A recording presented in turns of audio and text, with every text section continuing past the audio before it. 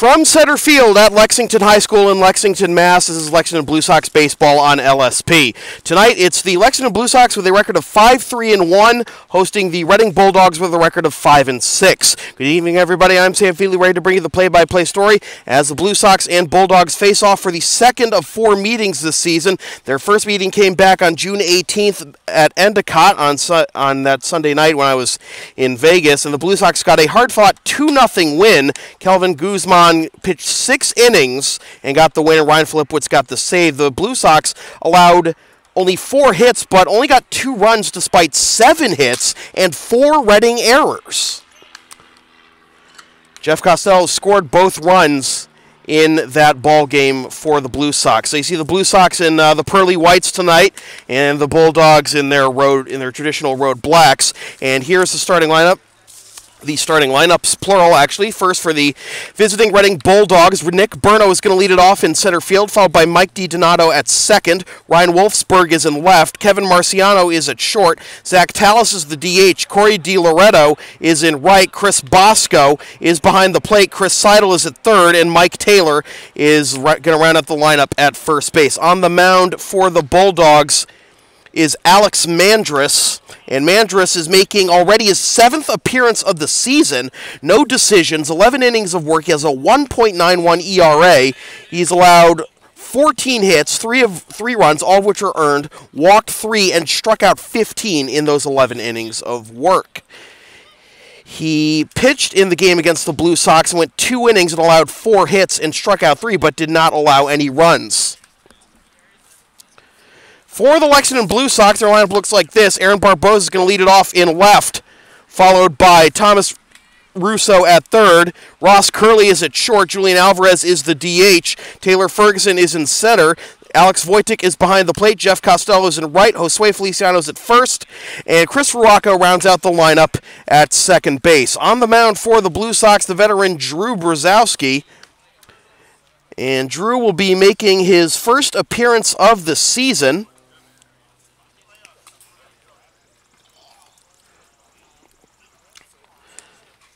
In his career with the Blue Sox, he's been pitching for the Somerville Senators of the MSBL 28+ League the past couple years, as well as the Blue Sox. Last year, the Blue Sox in 5 regular season appearances went 1-0 in 9 innings with a 1.56 ERA.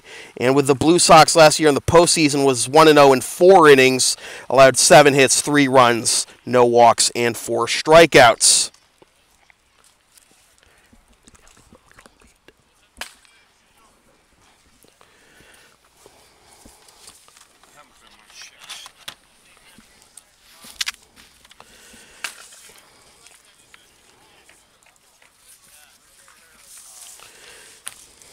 Got one of Rick DeAngelis' nephews working the cameras for us tonight. Thank you very much, sir. And we're going to get a little bit of a late start. Of course, first pitch usually scheduled for 8 o'clock at center field, but it's 8:04 right now. We'll take this time to let you know that advertising opportunities are available on Local Sports Productions. Get your company's message on air or on localsportsproductions.com for as little as $25 per ad. Visit localsportsproductions.com/advertising or email sam@localsportsproductions.com for more information. So we're going to take a quick time out, and after the ground rules are over with, we'll be back with the first pitch. This is Blue Sox baseball on LSP.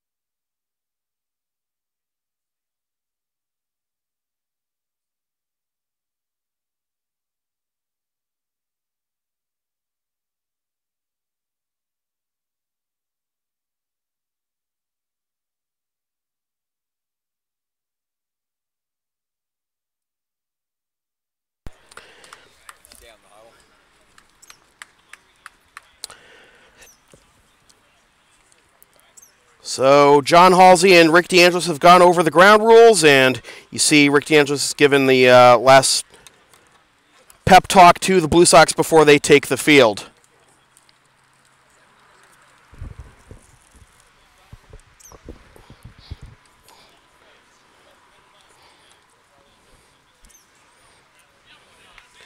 It is a humid and cool night tonight here. It's 73 degrees, cloudy, and again, humid, maybe a little bit of a residual effect from the thunderstorms yesterday as the Blue Sox take the field. The Blue Sox were supposed to play against the Somerville Royals last night, but last-minute thunderstorm canceled those plans.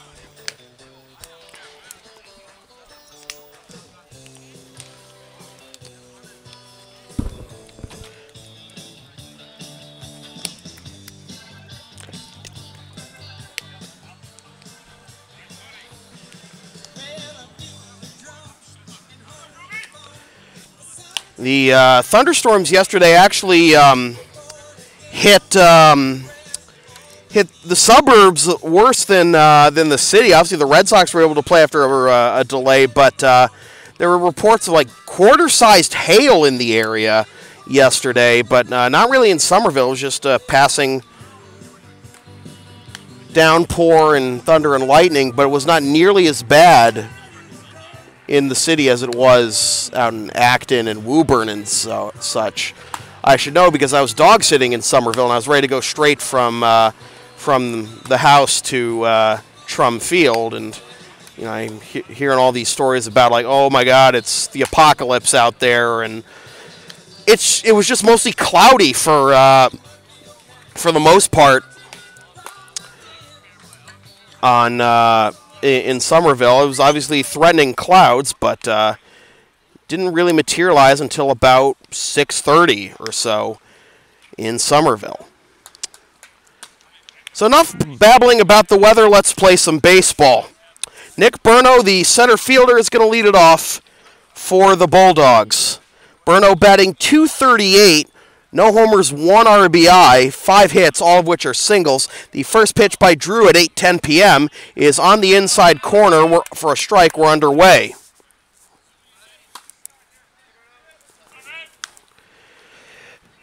Drew winds and delivers. That's in the dirt, and it's 1-1.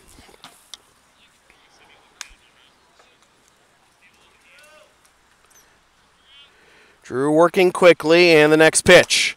Runs too far inside, and it's 2-1. The defensive line for the Blue Sox, left to right in the outfield, Barbosa, Ferguson, and Costello. Third to first in the infield, Russo, Curley, Rocco, and Feliciano, and Voytek catching Brzezowski. This is grounded up the middle and through past the diving second baseman, Rocco, for a leadoff base hit.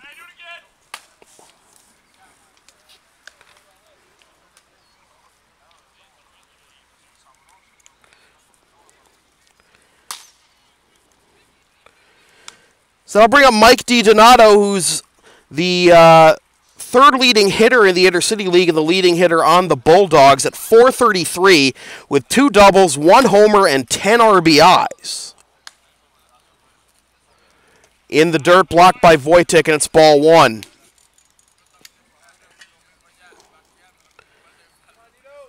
Brno's the team is second on the team in stolen bases with 5, actually tied for second with Darren Hartwell.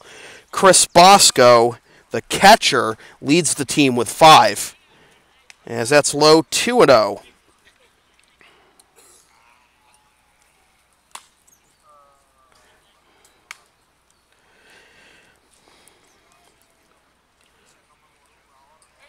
Bosco is tied for second in the league in stolen bases, as that's a fly out to right by put away by Jeff Costello. 1 down.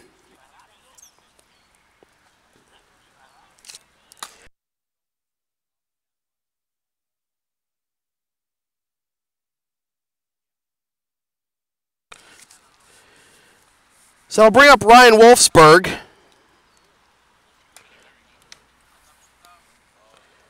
Wolfsburg is the left fielder for the Bulldogs.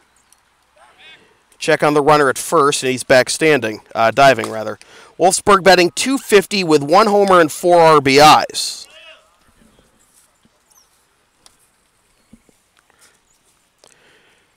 Swing and a miss and a fastball, and it's 0-1.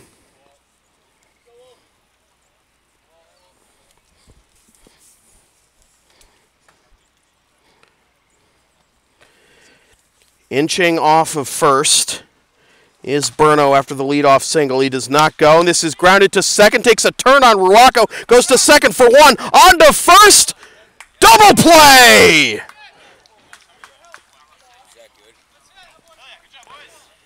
A 4-6-3 double play, and it nearly wasn't turned as it took a tough turn to Rocco's left, but the inning, just like that, is over. After half an inning, Blue Sox nothing, and coming up with the Bulldogs not scoreless, this is Blue Sox baseball on LSP.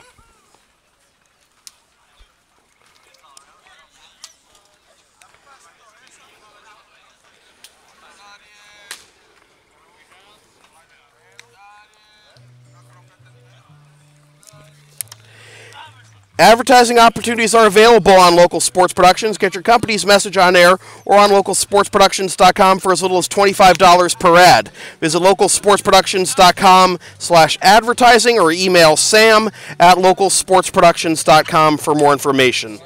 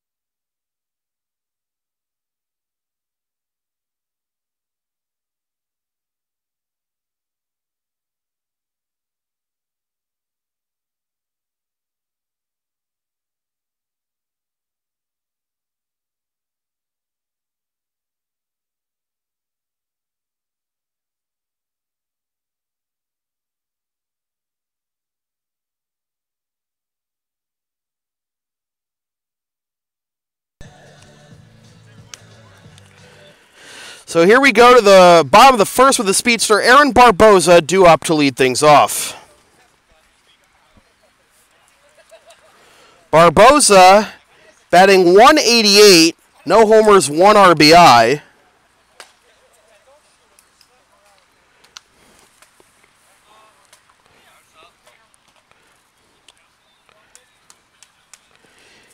And he will face Alex Mandris, the right-hander for Reading.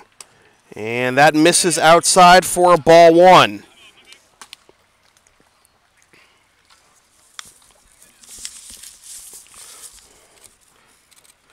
Next offering is popped up over the screen, and we have an official broadcast as it's on to Worthen Road.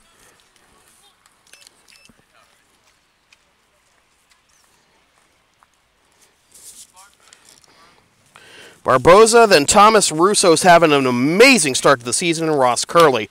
This is grounded to the right side, and it gets past the first baseman, Taylor, into right field for a base hit.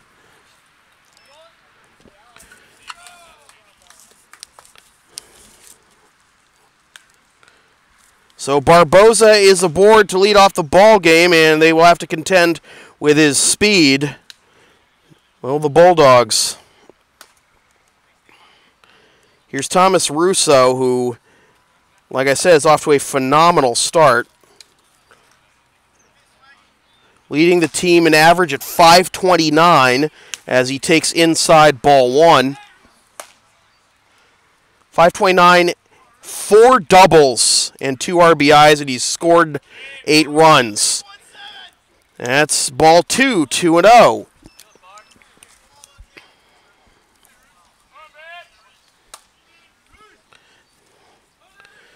Russo would love another double here. And he'll swing at it, but he fouls it onto Worthen Road, and over Worthen Road and into Hayden Woods, actually. 2-1.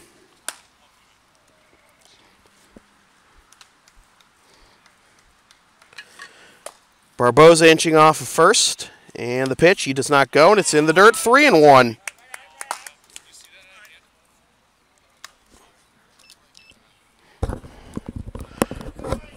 Ross Curley on deck.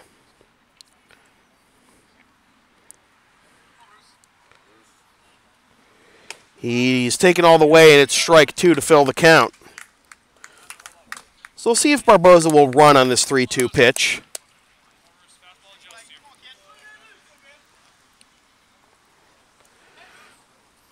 He does go, and the pitch is grounded to the right side. Taylor has a hard time with it, and he actually did field it and step on the bag for the out. So it's a productive out as it gets Barbosa into scoring position. Couldn't tell if it got past him from this angle, but there's one down for Ross.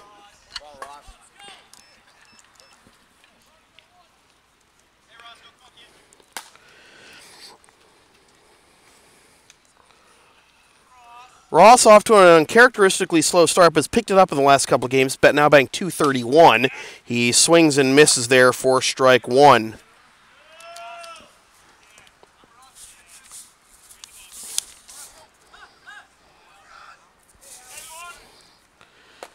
Next offering, breaking ball, catches the inside corner for strike 2, and Ross winces at that call.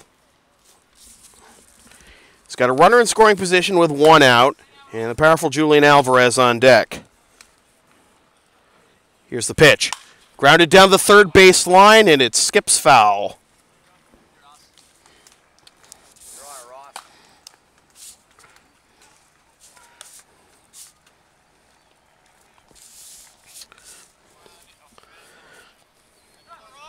You know, they say trade places, and that's what Ross would love to do.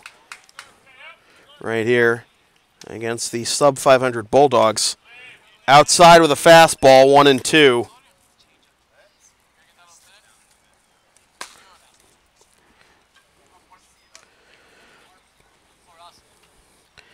Big hole to the right side if Ross can push one the other way. Runner goes from second, it's a swing and a miss, strike 3, but advancing to third on the stolen base is Barbosa. So 2 down. Barbosa's gotten to third base basically by himself. And it'll be up to Julian to plate him.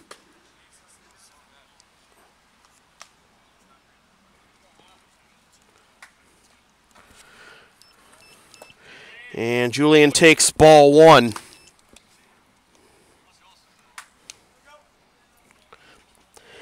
Alvarez batting .261, no homers, 4 RBIs, 6 hits, 1 double. Breaking ball misses down and in, 2-0.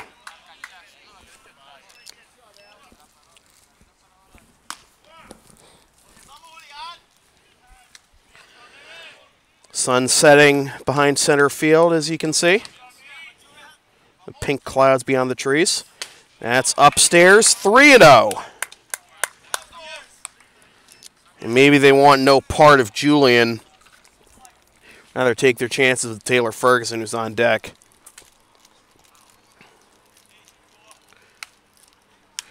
Well, they challenged him here, and he fouled it off. Strike 1.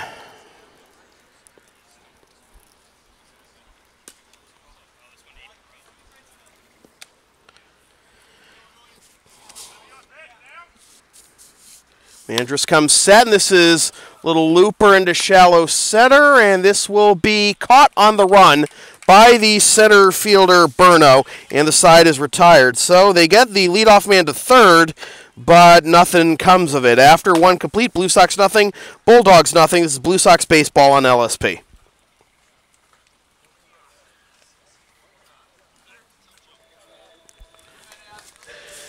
Want local sports productions to tape or broadcast your team's games? Rates start at just $50 per game. Video broadcasts, as you can tell, are available. Visit localsportsproductions.com/services or email sam@localsportsproductions.com for more information.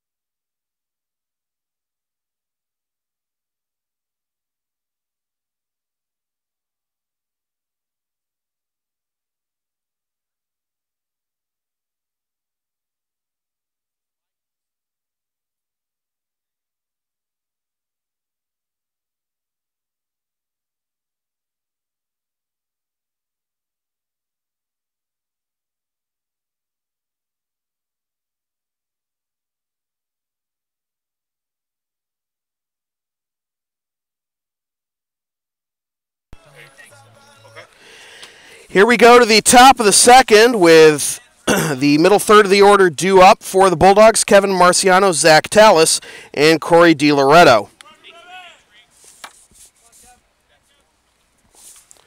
Brzezowski needed just 9 pitches to get through the first inning. And Marciano takes ball 1, 1-0.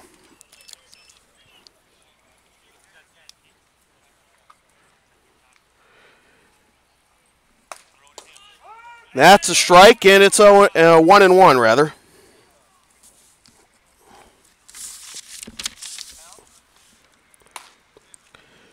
Marciano, the cleanup man, lines this one through to the left side for a base hit.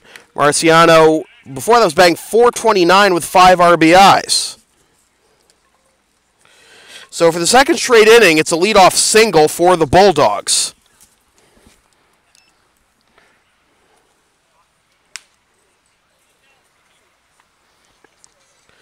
That'll bring up Zach Tallis, the veteran former catcher and first baseman and now DH for the Bulldogs, who spent a couple years ago playing professionally in Sweden. And Tallis batting .200 in 4 games, no RBIs. He takes strike 1, 0-1.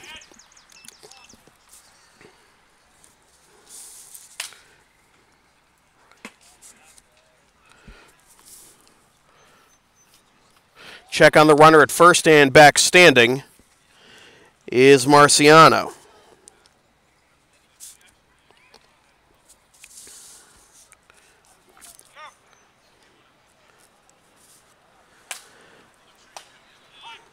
Slider on the outside corner, and it's 0-2 to Tallis.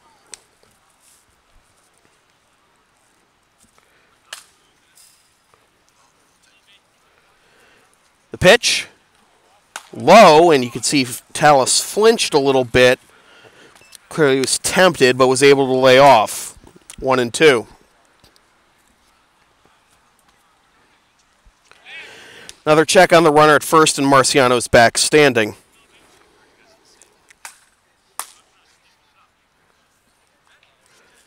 Marciano has 1 stolen base this season. He runs, the pitch is fouled to the right and out of play.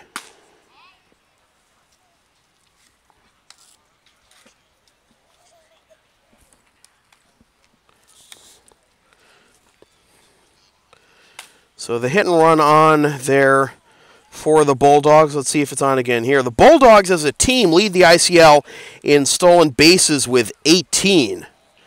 The Blue Sox are third in the league with 12, which is a stark contrast from the past couple years when the running game was not a big part of their offense at all. That just misses the outside corner, and it's 2-2. I mentioned it before, I'll mention it again. Last year, the Blue Sox had the fewest stolen bases as a team in one season. This is lined into center field. In comes Ferguson, and it will drop in front of him for a base hit. And holding at second is Marciano. First and second, nobody out for the Bulldogs.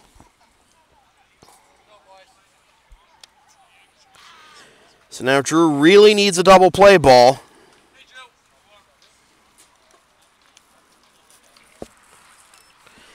And he'll bring up Corey DiLoretto, the right fielder. DiLoretto batting .133, 2 hits and 15 at-bats. He squares, and Voytek loses sight of the ball for a minute, but no advance by the runners. It's ball 1.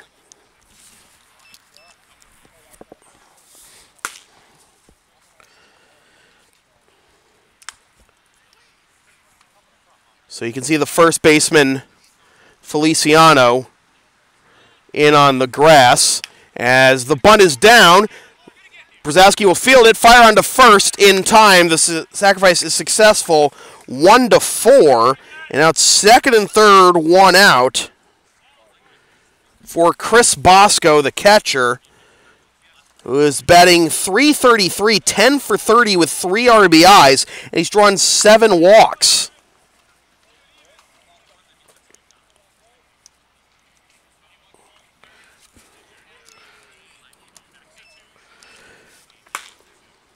The pitch. Slider on the outside corner for strike one.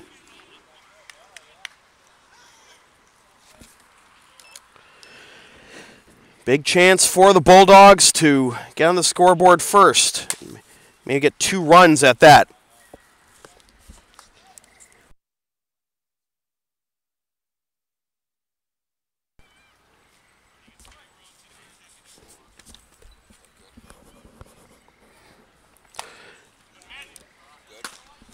That's low, 1-1.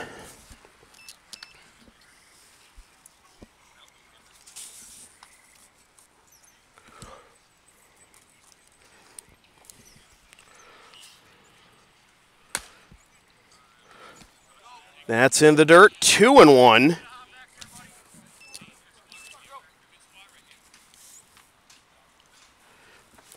Hitters count for Bosco. The infield, the corner infielders are in, the middle infielders are playing back. And he lines this one to left field, down for a base hit. 1 run will score. Being held at third is Tallis, and it's an RBI single for Chris Bosco, and the Bulldogs are on the board first. It's 1-0.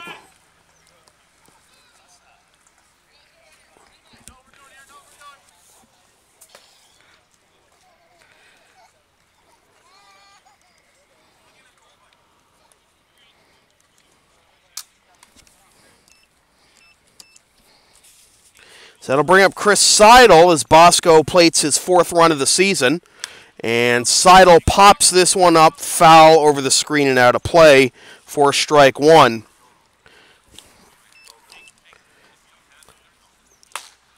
Seidel is playing in only his 5th game, but he's 3 for 8 with 3 RBIs.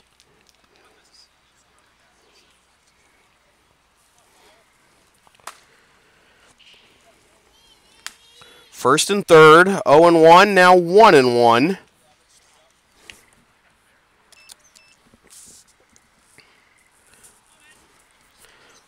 Bosco, as I mentioned, team leader in stolen bases, so he can take the double play out of the equation if he really wants to. Swing and a miss. Slider's been doing well for Drew here. May have to use it a little bit more. 1-2.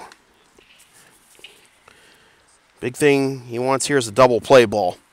And calling time is Seidel.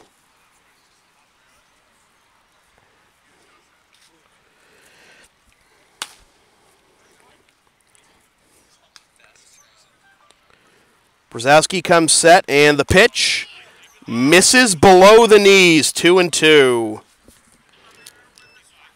Drew might feel like he's been getting squeezed here this inning. He had a couple opportunities where that's the second opportunity actually, he could have gotten a strike 3 call, but it was a ball, and last time he got punished. Runner goes, swing and a miss, strike 3, and Voytek bluffs the throw to second. In case Tallis thought about breaking for home. It's a stolen base for Bosco, a strikeout for Brzezowski, 2 down, 2 runners in scoring position, and that brings up the number 9 hitter, Mike Taylor.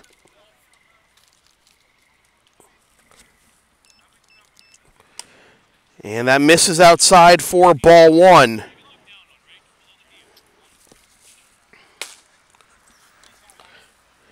Taylor batting .167 with 2 RBIs, only 4 hits, but 2 of them are doubles.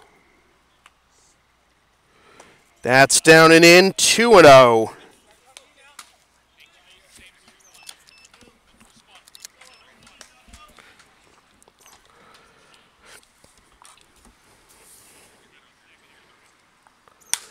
Fouled to the left and out of play.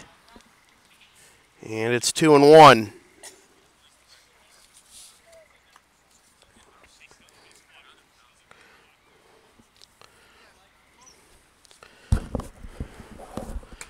So the Blue Sox will be playing from behind. This is grounded to the right side. Well off the bag is Feliciano. Underhands to Brzezowski covering the bag, and the side is retired. So it could have been a lot worse. The Bulldogs do plate 1, but leave 2 runners in scoring position. After 1.5, Bulldogs 1, Blue Sox nothing. This is Blue Sox baseball on LSP.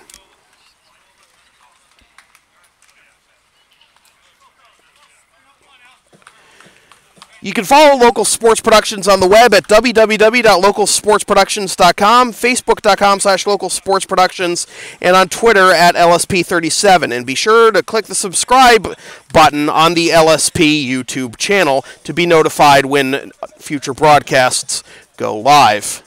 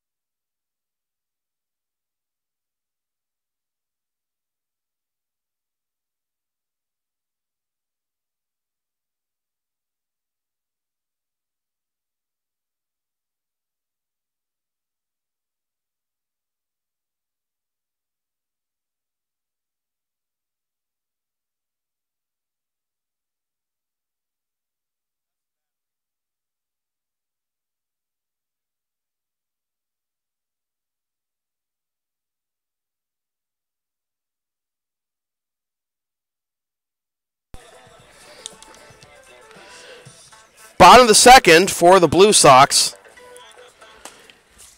They will have the 5, 6, and 7 due up. Taylor Ferguson, Alex Voytek, and Jeff Costello. 19 pitches, 11 for strikes in the first inning for Mandris.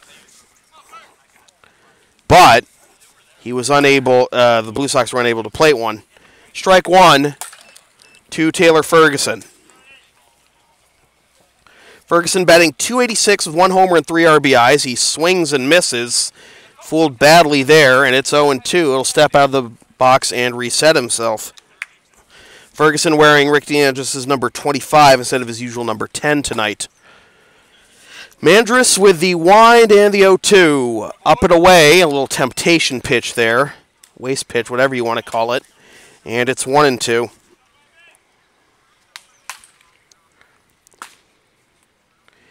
Infield playing straight away, so is the outfield, and the pitch in the dirt, 2-2.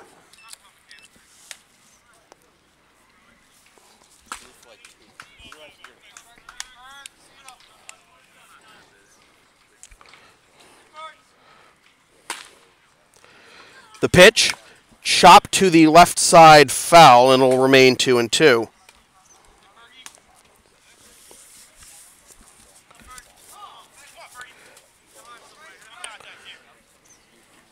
Alex Voytek on deck. You want to do the scoreboard for me? This is popped up, towering pop-up over towards the bullpen, and don't know where it ended up, actually. Joe, where did that end up? Oh, I'm smart. Wow.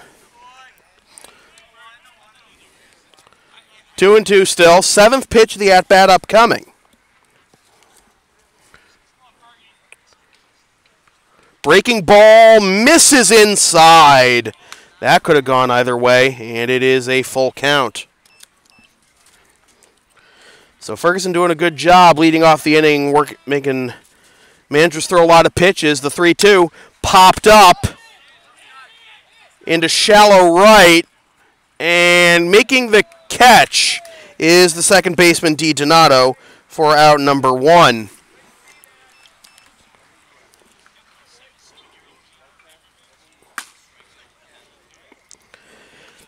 So I'll bring up Alex Voytek.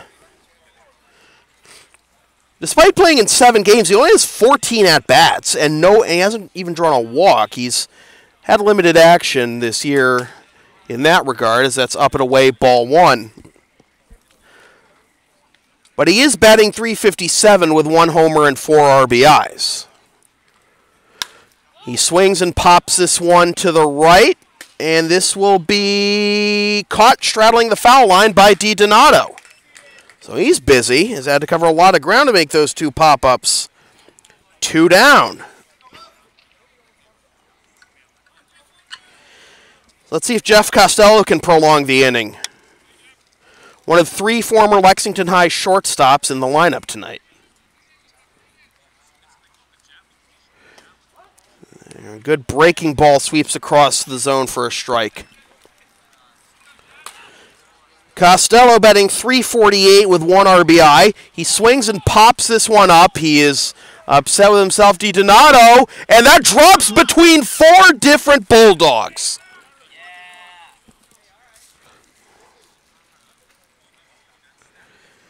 So that'll be an infield single, and the inning will continue. And this is the trade, and I don't know, the Blue Sox are famous for 2 out, nobody on rallies, but let's see if Sway can continue that. Sway Feliciano, the first baseman. And he takes a fastball outside for ball 1.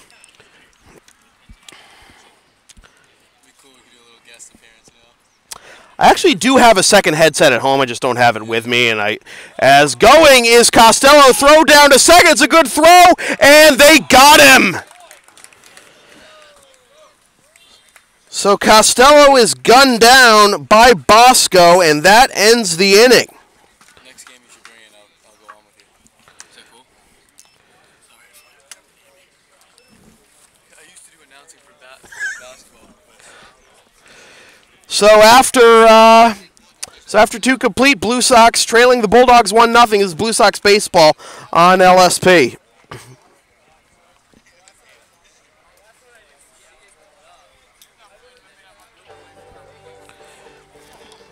You can follow the Blue Sox on the web at www.lexingtonbluesox.com, facebook.com/Lexington Blue Sox, and on Twitter and Instagram at BlueSox_ICL.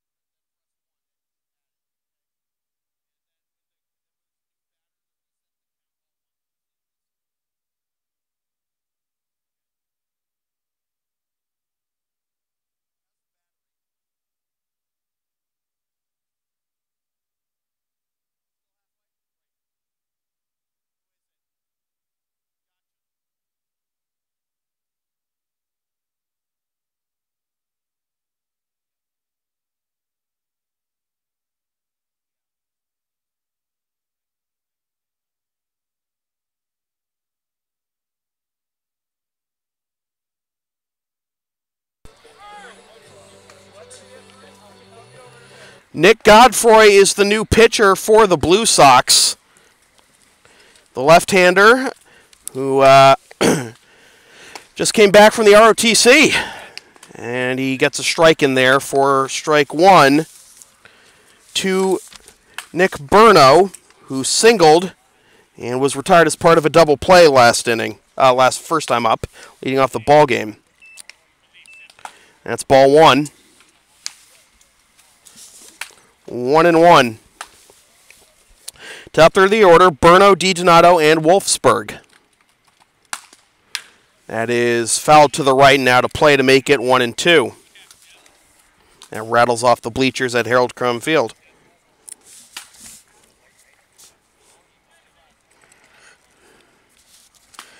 One run, 4 hits, no errors, 2 men left for the Bulldogs. No runs, 2 hits, no errors, 1 man left for the Blue Sox. And there is the world-famous 12-6 curveball of Nick Godfrey catching the inside corner for strike 3.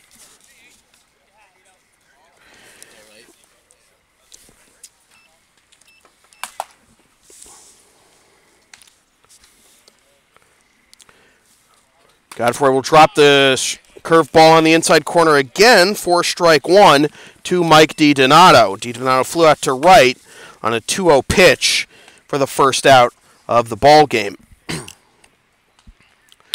This is popped to the right. Feliciano chasing, but I think that's going to get on the gravel path, and it does. But it's strike 2.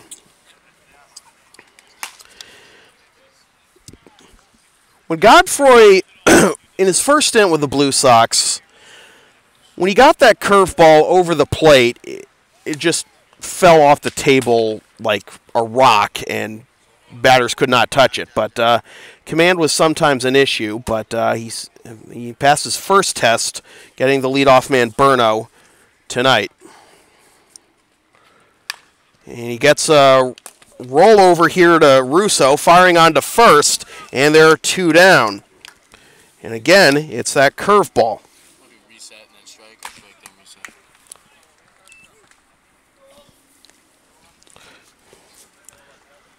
So here's Ryan Wolfsburg, the left fielder, grounded into an inning-ending 4-6-3 double play.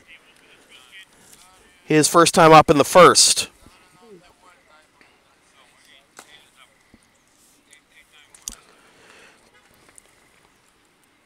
Godfrey, working exclusively from the stretch, fires a fastball down and in for ball 1. Looked like that had a little two-seam to it, and it's 1-0.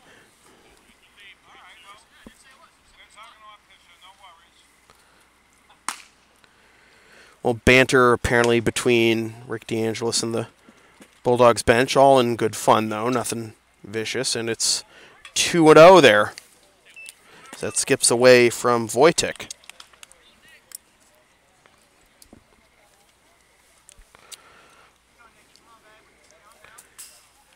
Godfrey played for Dan Graham at Lowell High. There's a fastball, watch your lips. Fouled away, and it's 2-1. And then played JUCO ball at Mass Bay. Now, there are some junior community colleges in Massachusetts that don't have athletics teams at all. I went to one of them, Middlesex. Fouled off, and it's 2-2. They used to have an athletic program, but they didn't when I went there.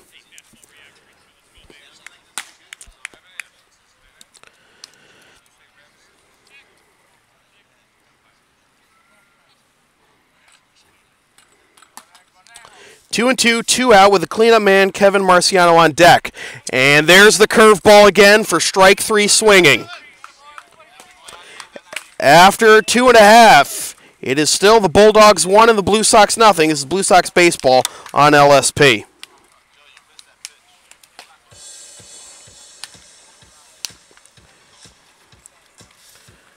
Coverage of Blue Sox baseball on LSP continues tomorrow night at 7:55 p.m. Another video broadcast as the Blue Sox take on their arch rivals, the Andre Chiefs. Watch live at localsportsproductions.com/live, then stream the game the next day at localsportsproductions.com/on-demand or on YouTube.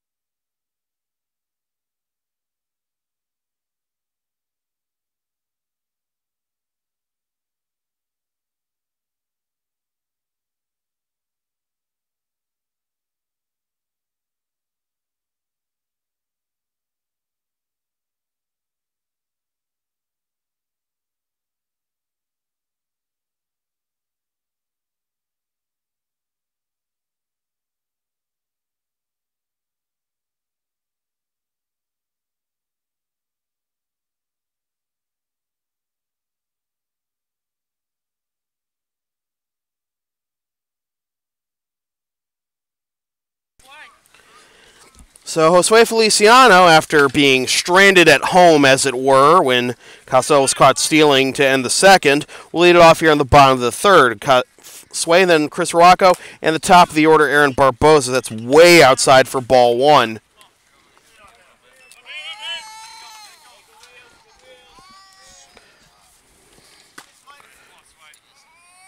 Sway looking to bunt his way on and takes a strike 1-1.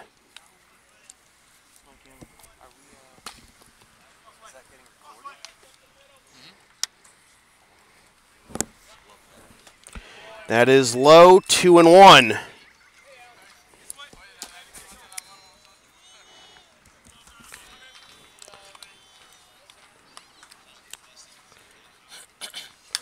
Sway fouls that one off, and he groans after being just underneath that one, and it's 2-2.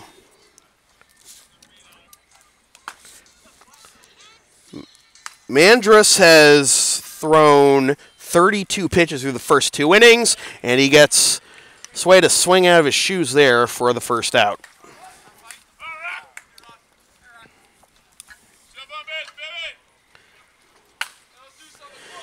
So one out, that'll bring up Chris Rocco, who we were talking about his game against Wakefield on Sunday as he looks to bunt his way on, pops up the bunt attempt, and it lands foul. It landed first in fair territory, then bounced foul, and then the catcher Bosco swiped it in foul ground.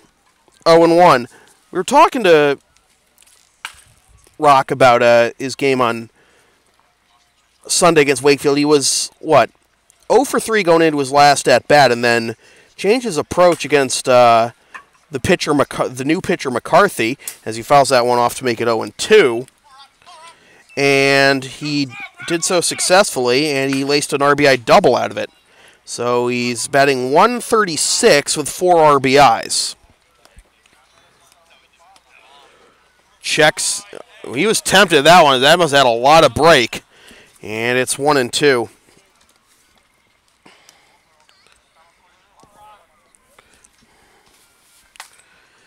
Rocco trying to get on base for the leadoff man, Aaron Barbosa. Due up next. That is in the dirt as well. 2-2. And I don't know, but Mandrus is starting to overthrow a little bit, don't you think? Yeah, a little bit. Bounce a couple in the dirt, trying to get Rocco to chase. And he freezes him on the outside corner for strike 3. And he's beginning to strikeouts away from the right-handed hitters.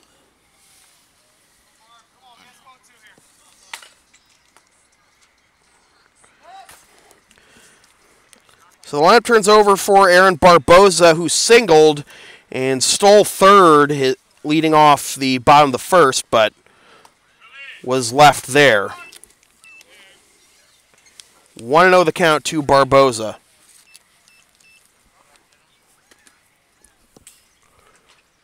Next offering, downstairs, 2-0.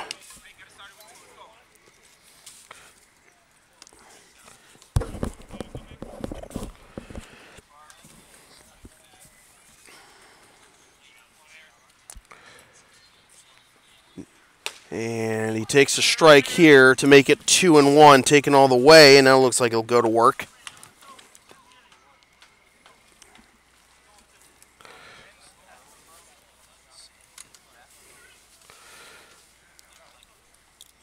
And Barbosa pops this one up foul over the screen and out of play.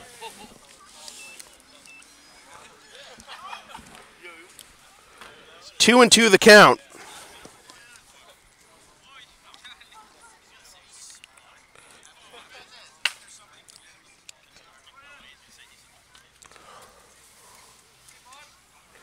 Mandrus delivers. Breaking ball looped into left field, and this will be caught by Wolfsburg for the out that retires the side. So a 1-2-3 inning for both sides in the third. After 3 complete, still Bulldogs 1, Blue Sox nothing. This is Blue Sox baseball on LSP.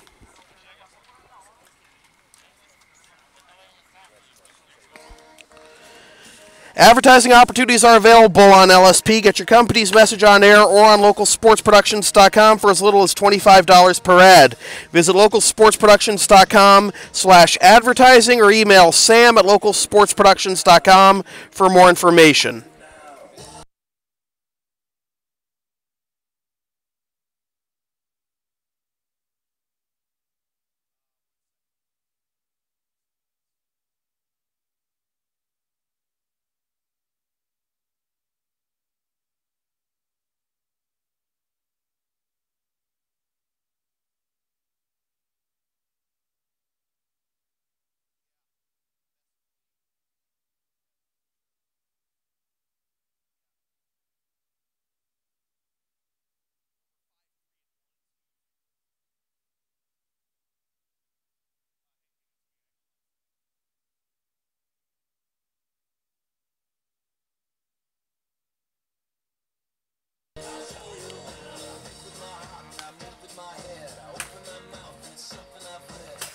We go to the top of the fourth, and after Godfrey pitched a 1-2-3 top of the third, he'll deal with the middle third of the order here.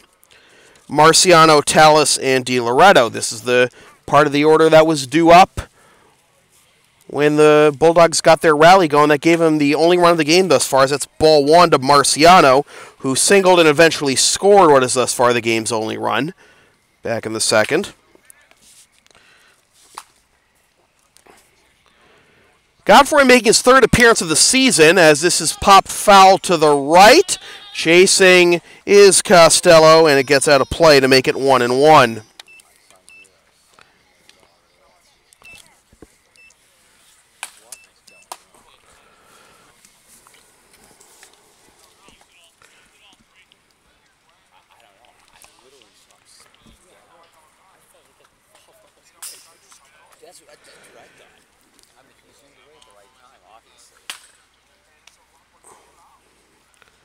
Pitch from Godfrey is in the dirt, 2-1. Godfrey has pitched exactly an inning in each of his first two appearances and is not allowed a hit and struck out 3. And this will, assuming he gets an out here, will be his longest appearance of the season, as it's fouled off to make it 2-2. Godfrey pitched on the 4th against Arlington and on the 12th against Watertown. No decisions for the young lefty thus far. Popped foul, and it remains 2-2. Well, there haven't been a whole lot of long at-bats for the Bulldogs tonight. This will be the 6th pitch of the at-bat for Marciano. And he grounds this one, speared by Godfrey. Throws on to first for the out. So 4 up, 4 down for Godfrey. The leadoff man is retired for the second consecutive inning after the leadoff man reached for each of the first 2 innings for the Bulldogs. They'll bring up Zach Tallis, the DH, who singled and wanted to score on that RBI base hit by Bosco, but wisely held up. He probably would have been thrown out by about 10 feet. That's a curveball on the inside corner for strike 1.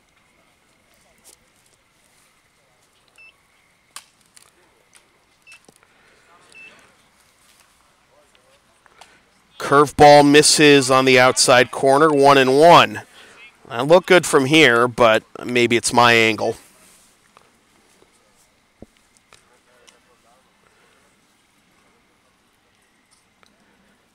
This is lined into right center field, and this will get down for a base hit. Fielding it is Costello, and holding at first with his second hit of the ball game is Tallis.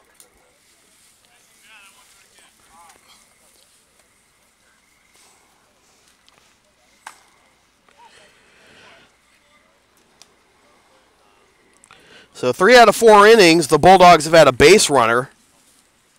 That'll bring up Corey DiLoretto, who laid down a sacrifice his first time up. Runs inside, and it's ball 1.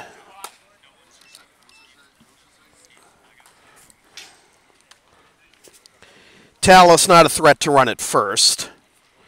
He's assumed some coaching duties this year for John Halsey's club, as that is at the knees for strike one. Tallis, with the exception of that one season I mentioned where he played professionally in Sweden, has been with the Bulldogs since their inception in 2010. As that's a swing and a miss, strike two. DiLoretto,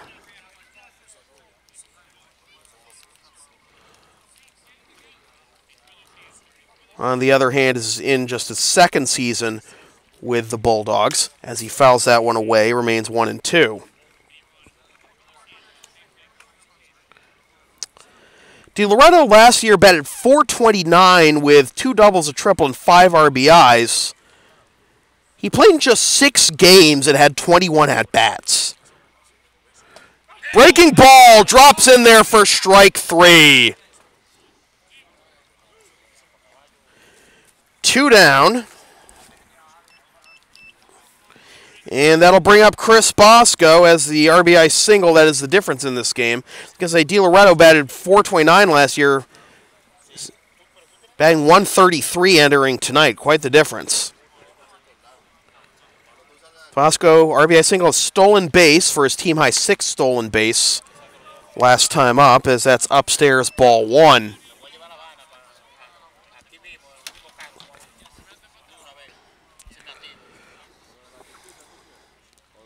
Tallis pretty much anchored to the bag at first. The pitch, below the knees, 2-0.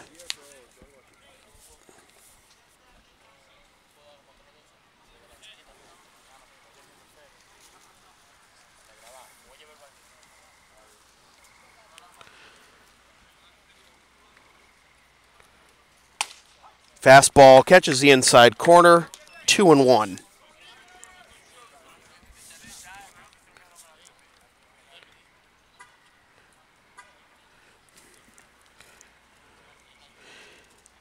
Nick Godfrey wearing number 27, as that's on the outside corner for strike 2. He wore number 18 his first couple years with the Blue Sox, but that was when Steve Bodner was on hiatus. And now with Bod's back on the roster and wearing number 18, Godfrey goes down a number on the first digit and goes up. It goes up a number on the first digit and goes down on the second. Math! 3-2 the count, so Tallis will be off with this pitch.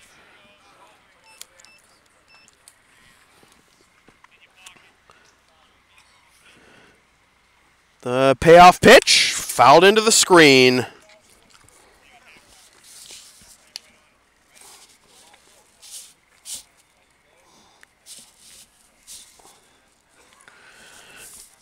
Seventh pitch of the at-bat upcoming, longest at-bat for a Bulldog batter tonight.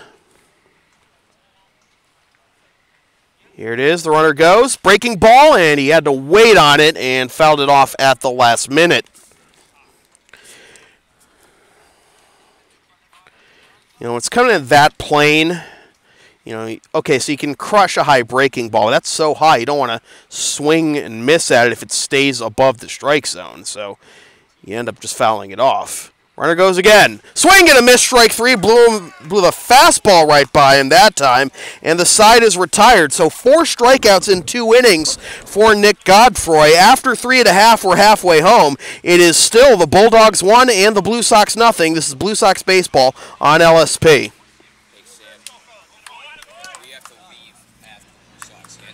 Okay.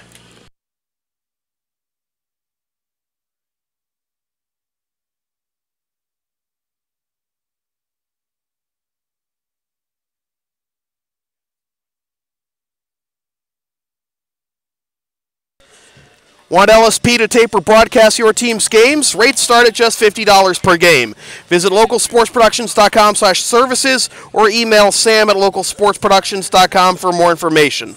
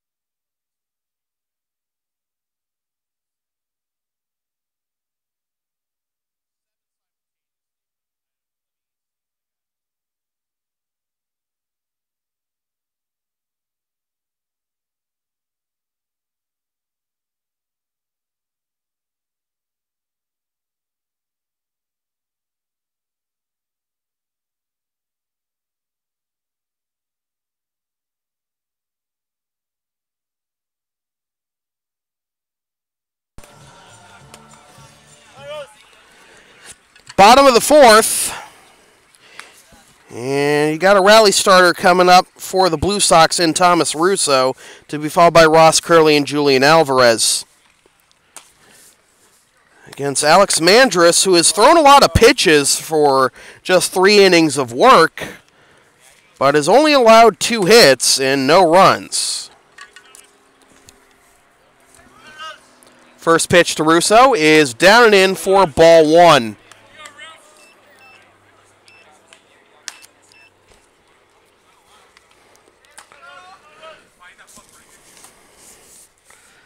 And Russo loops this one down the left field line, and that will go foul. 1-1. It was hit such that if it stayed fair, it would probably be a double for Russo, because the left fielder, Wolfsburg, was playing way off the line. However, it's 1-1.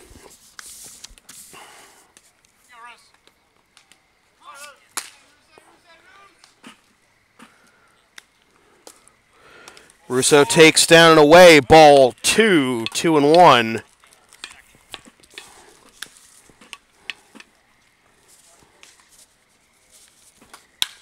And he lines this one to the second baseman, DiDonato, on to first for out number 1.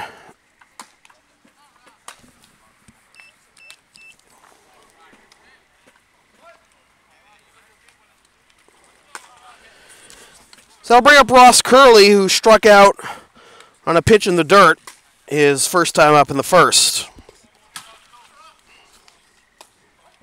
And that's a strike to Ross, 0-1.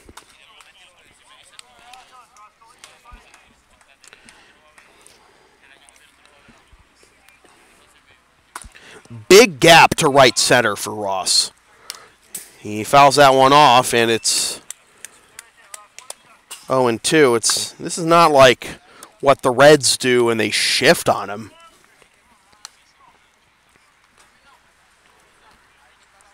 The infield's playing straight away. Breaking ball grounded to the third baseman, Seidel. High throw, and it goes out of play, and Ross will be awarded second base. So that'll be an error on the third baseman, Seidel.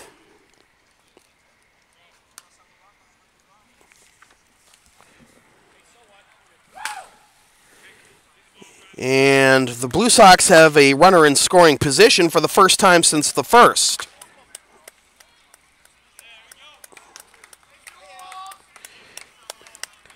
And here is Julian Alvarez. Alvarez flew out to center on a 3-1 pitch, his first time up to end the first. First error of the ball game for either team. And let's see if Julian can make him pay. He takes one in the dirt. Ross couldn't see it behind Julian, so no chance to advance for him, and it's ball 1.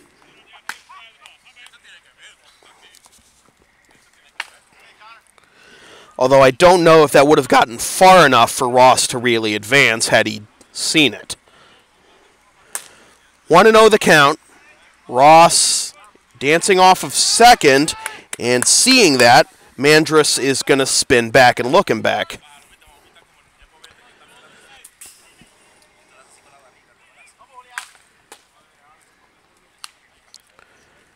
Tying run in scoring position after the error by the third baseman, Seidel. Bottom of the fourth. That is a good two-seamer catching the inside corner for strike 1 to even the count. That's some pretty sharp movement to it.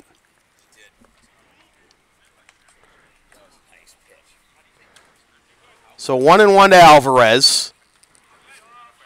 And the pitch in the dirt.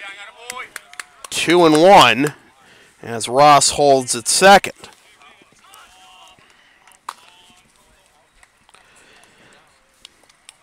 Taylor Ferguson on deck.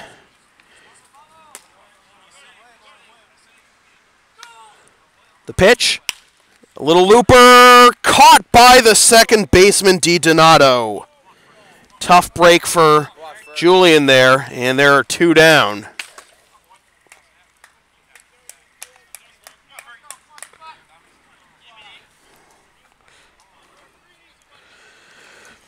So I'll bring up Ferguson, who popped up to the second baseman, DiDonato, leading off the second. DiDonato's been busy defensively tonight, as that's a breaking ball that misses inside for ball 1. Mandris not happy with the call, but that did look inside from here.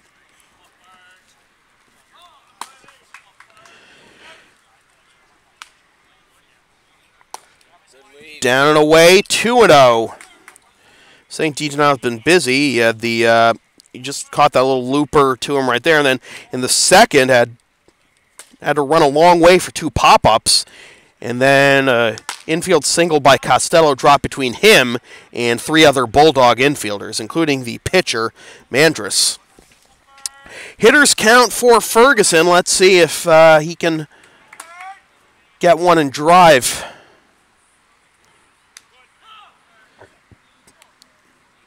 In the dirt, 3-0. Alex Voytek on deck. He doesn't represent any relief either.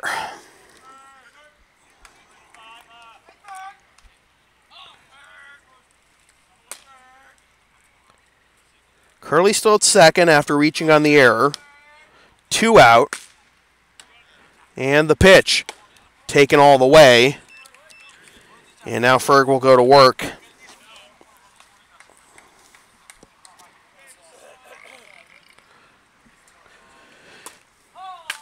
Third baseman Seidel playing pretty close to the line for the right-handed hitting Ferguson. Mandris comes set, looks at second, and comes home with it. Low ball 4. Well, if nothing else, it sets up the force at any base.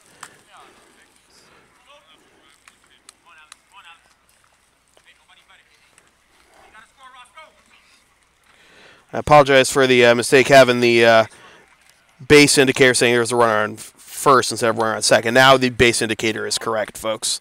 First and second, 2 out for Voytek. Infield will play back. And the pitch. In the dirt, gets away from the catcher, Bosco, but the runners do not advance. Tough break there for the Blue Sox. Looked like it got far enough away for the runners to advance, but they didn't see it clearly. So it's 1-0. Still runners at first and second.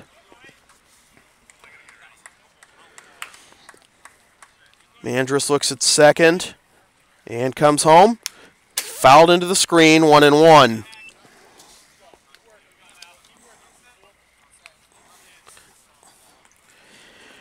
Curley at second, Ferguson at first. Voytek with good power.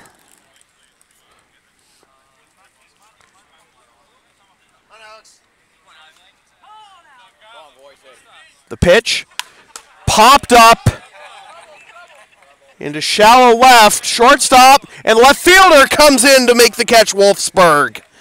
And the side is retired. A little bit of an adventure there for the shortstop, Marciano, but in the end, no runs, no hits, 1 error, and 2 men left for the Blue Sox.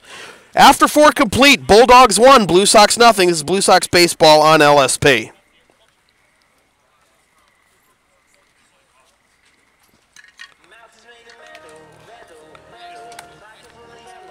You can follow Local Sports Productions on the web at www.localsportsproductions.com, facebook.com/localsportsproductions, and on Twitter at LSP37. And be sure to click the subscribe button on the LSP YouTube channel.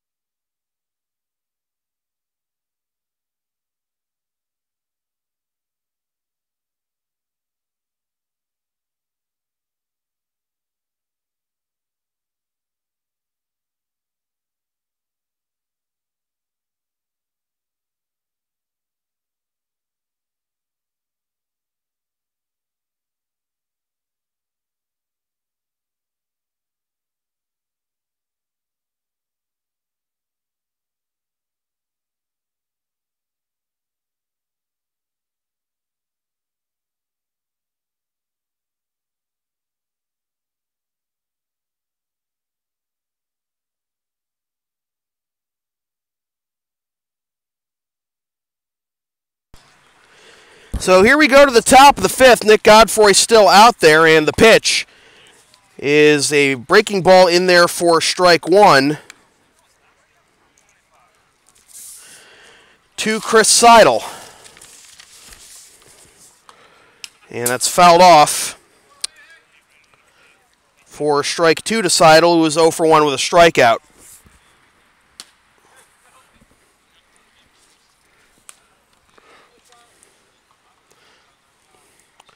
Godfrey comes set. And the 0-2. Misses outside.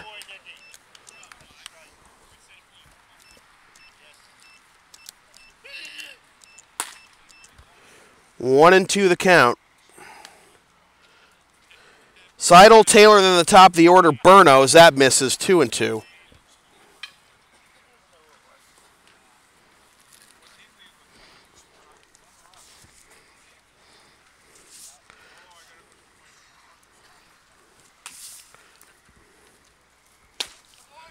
And a swing and a miss by Seidel, and that's out number one. Fifth strikeout already for Nick.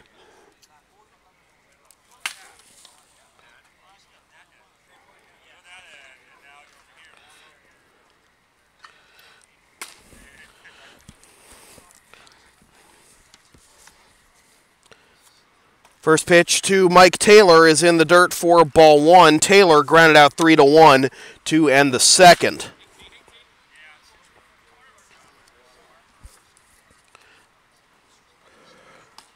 Breaking ball drops in there for a strike, and it's 1-1.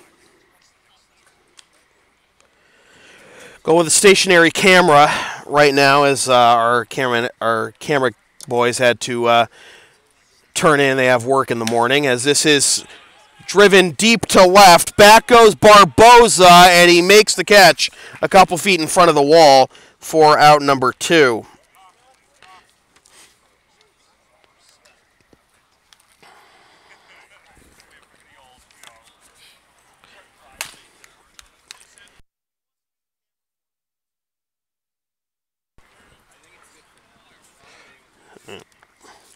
So the lineup turns over for Nick Brno, who is 1 for 2 with a single. And Brno swings and misses at a fastball for strike one.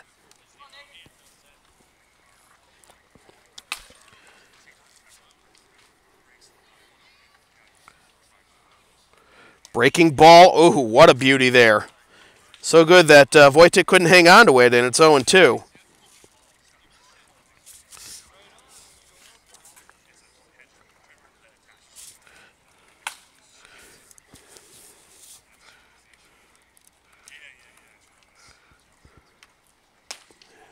And that slipped out of his hands just a bit too early.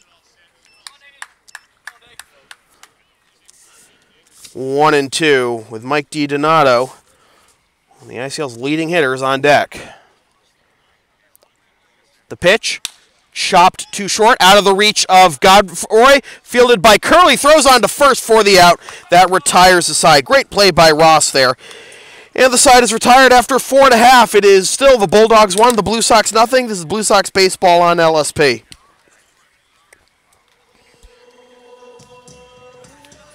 You can follow the Blue Sox on the web at www.lexingtonbluesox.com, facebook.com/Lexington Blue Sox, and on Twitter and Instagram at @BlueSox_ICL.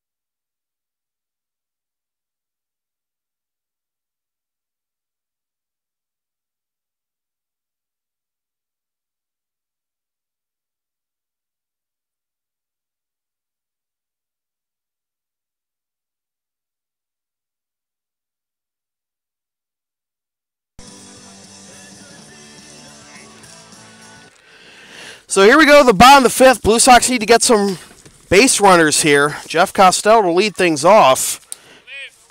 And Costello takes ball one. Costello is 1 for 1 with a single, but was thrown out trying to steal second to end the second as he takes ball two, 2-0.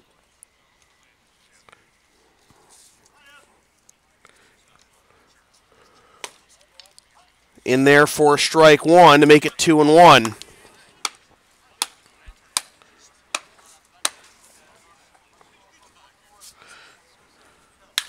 And Costello gets this one to center field. That's hit a long way, and that is going to get down in front of the wall. Costello's got speed. He's on his way to second. He's on his way to third. The throw comes into the infield. It's cut off. It is a leadoff triple for Jeff Costello. So the tying run 90 feet away just like that.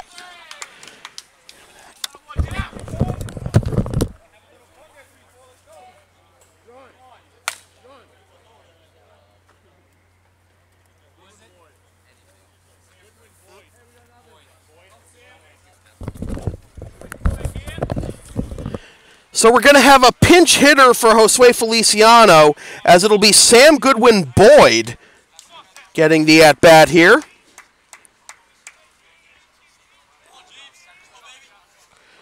And Goodwin Boyd, wearing number 34, takes outside, ball one.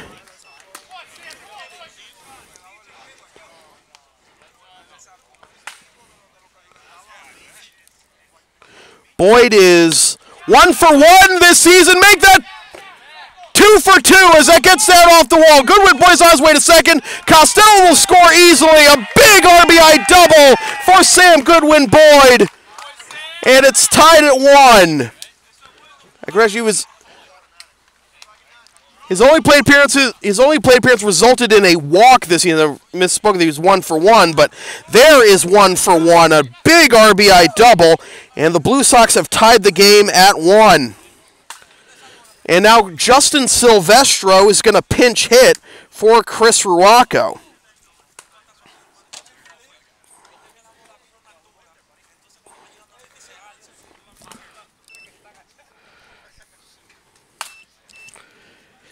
And it looks like we're going to have a big conference at the mound here, and the Reading bullpen is going to hustle into action.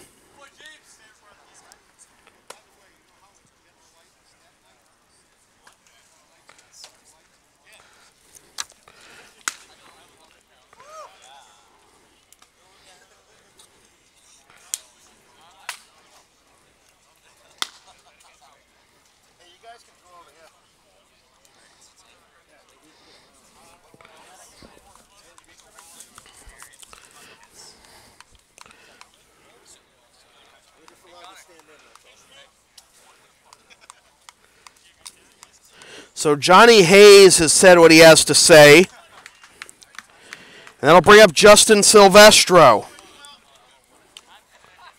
Stro pinch hitting for Chris Rocco. Batting .208 with 3 RBIs. If you can get number 4 here, it'll give the Blue Sox the lead. Bunt attempt, pulled back, and the throw down to second to try and get Goodwin Boyd is offline, but it's 1-0. So Blue Sox finally break through on the scoreboard. The pitch, and it's bunted, popped foul for strike one.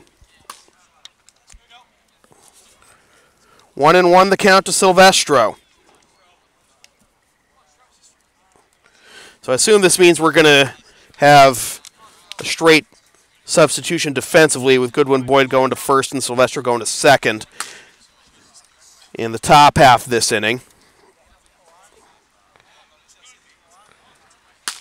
The pitch on the inside corner, 1-2 to Stro.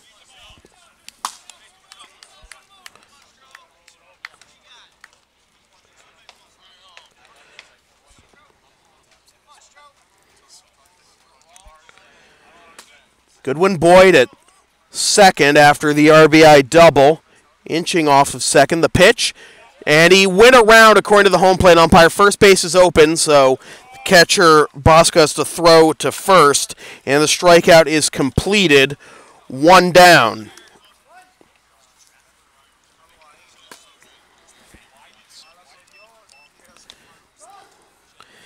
Lineup turns over for Aaron Barbosa, who is 1 for 2 with a single, a stolen base, and a flyout to left.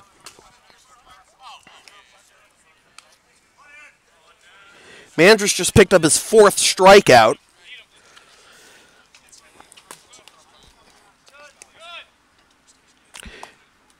Another bunt attempt here, and Barbosa pulls back for ball 1.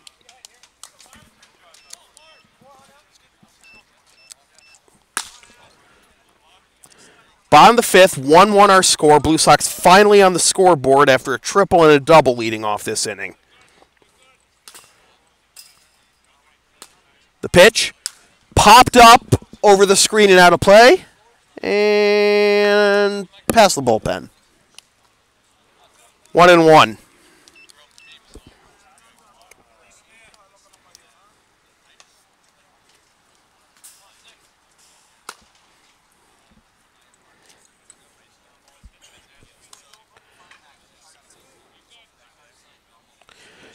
Barbosa shows bunt again and pulls back.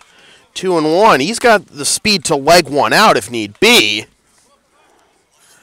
But with 1 out, even if he gets on, it's first and third, and the double play still in order. 2-1. Taken for strike 2. 2-2.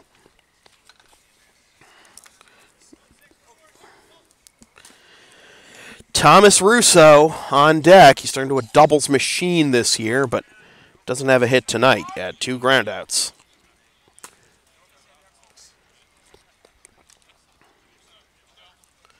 The pitch from Mandris. Runs too far inside. 3-2.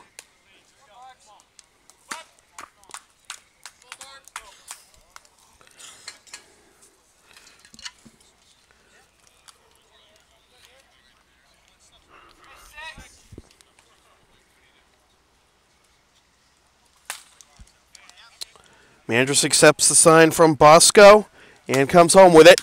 Popped up on the infield.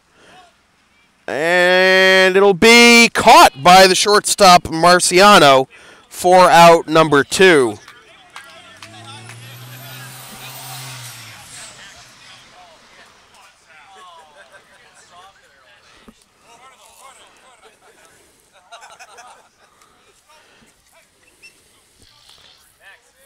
And it looks like we're going to have a pitching change before Thomas Russo comes to the plate. So looks like it'll be Max Mardani taking over the pitching duties here for the Bulldogs. So we have a pitching change coming to you from center field at Lexington High School. Blue Sox 1, Bulldogs 1. This is Blue Sox baseball on LSP.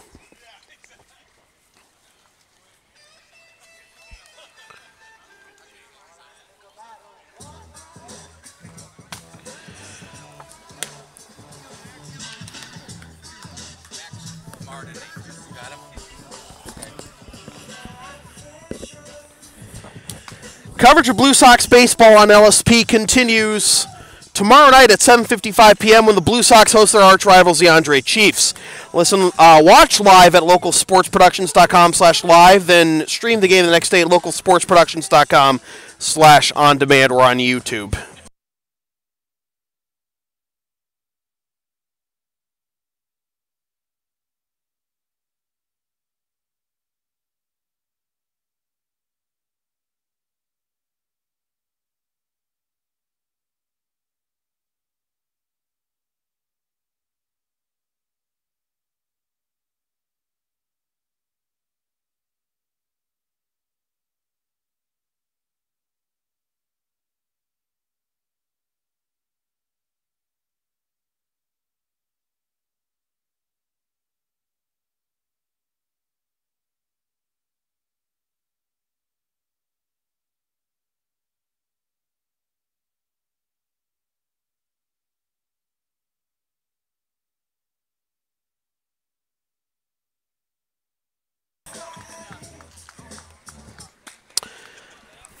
So Thomas Russo, with a runner at second and 2 down, will face Max Mardini, not Mardini, Mardini. And Max is making his 10th appearance of the season, 2-0 with 2 saves and a .53 ERA. In 13 1/3 innings, he's allowed 10 hits, 1 run, 3 walks, and struck out 18. And Russo going for the downs there, comes up empty for strike 1. So Alex Mandris exits the game after pitching 4 2/3 innings. We'll give you his full line when we after this inning, after the book is closed on him, as that's strike 2. 0-2 now to Russo.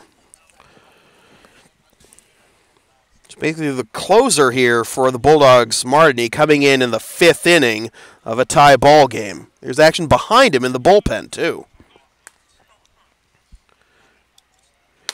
Up and away, 1-2.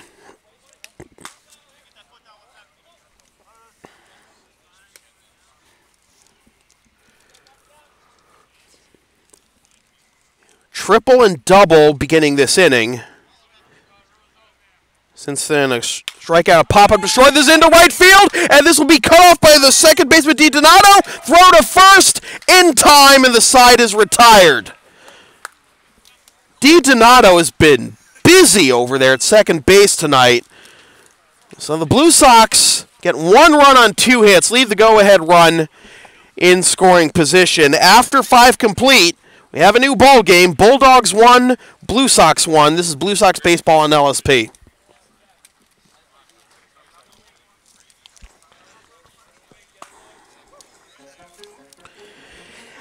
Advertising opportunities are available on LSP. Get your company's message on air or on localsportsproductions.com for as little as $25 per ad. Visit localsportsproductions.com/advertising or email sam@localsportsproductions.com for more information.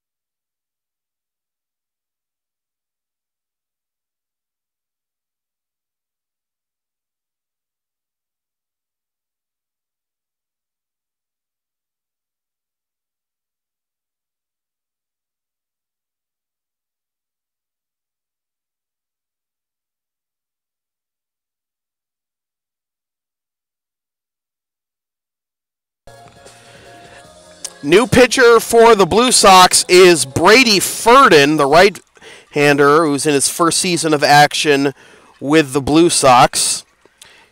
Has made 1 appearance this season, and that was a 6-inning win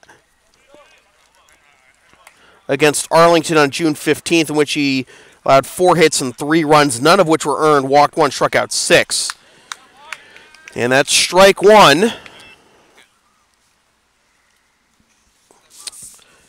To Mike DiDonato, who just made a tough play to end the Blue Sox threat in the bottom of the 5th. And he fouls this one off to make it 0-2. 2, 3, and 4 due up, DiDonato, Wolfsburg, and Marciano.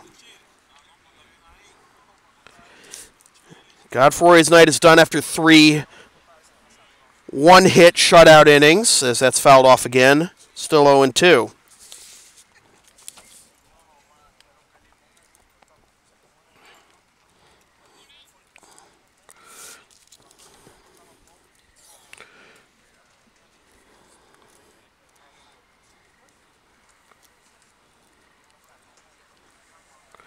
The 0-2 fouled off again.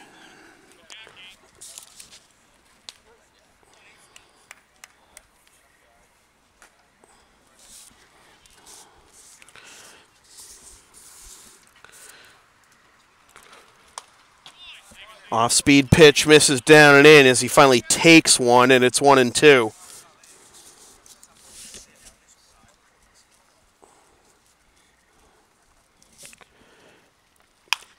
Grounded to the right side. Silvestro charging. This is going to be a tough play, and he's safe. That was hit way too slowly for Silvestro to really be able to throw out DiDonato. And it's an infield single, and the go-ahead run is aboard for the Bulldogs.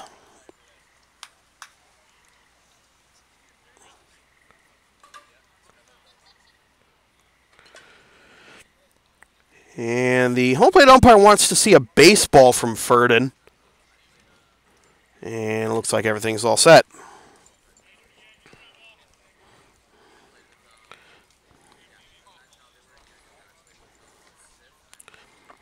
So I'll bring up Ryan Wolfsburg, who's 0 for 2, grounded into a double play and struck out swinging.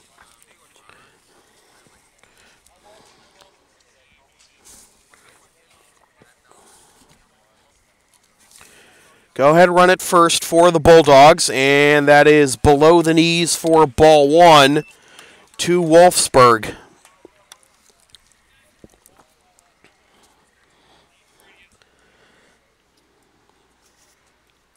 Godfrey faced just one over the minimum in his 3 innings, as that's low, 2-0.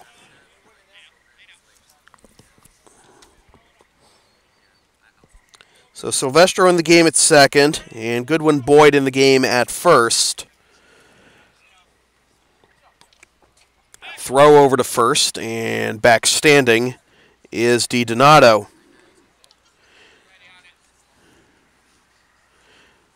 DiDonato has only 1 stolen base this season. As that is on the inside corner for strike 1. Wolfsburg not happy with the call as that buzzed him a little bit, but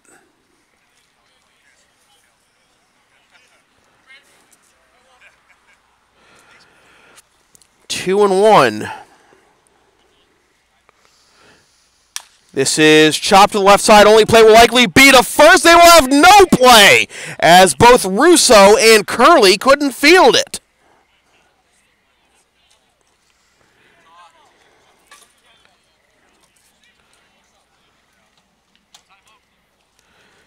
So first and second, nobody out.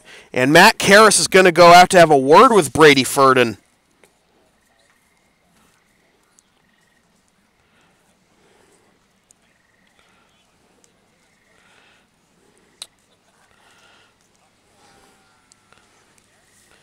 I think that's going to be an infield single.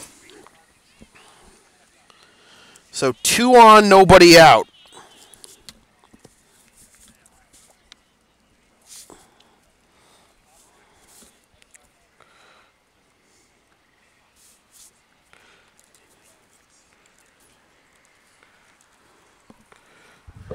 And the home plate umpire going up to break up this conference.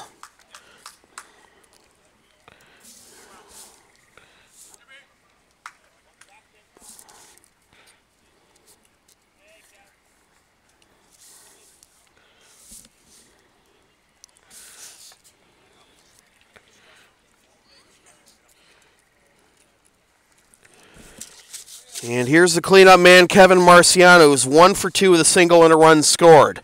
He's going to pop this one up, and Voytek makes the catch. So the bunt attempt is snuffed out. So still first and second, now 1 out for Zach Tallis, who's 2 for 2 tonight.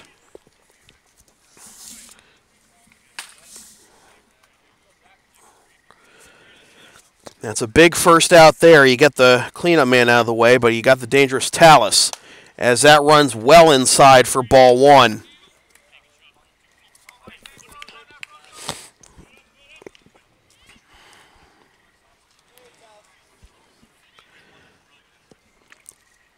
First baseman Goodwin Boyd off the bag, in on the lip of the grass. Good breaking ball down and away. Swung on, miss for strike one to even the count.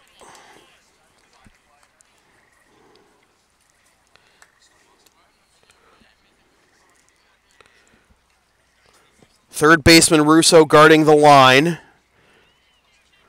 Swing and a miss. Blew a fastball by him. 1-2.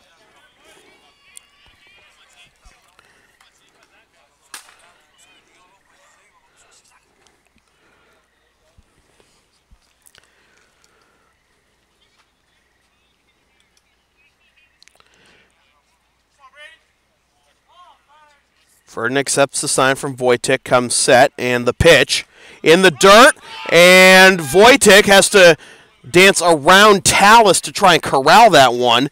Tallis signals to his base runners, do not go.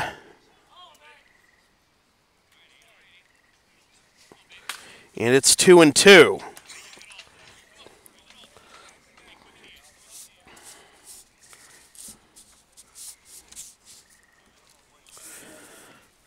Ferdinand comes set. The pitch. Driven deep to left center. And this is going to be caught on the run by the center fielder Ferguson. I thought that he caught out the wall as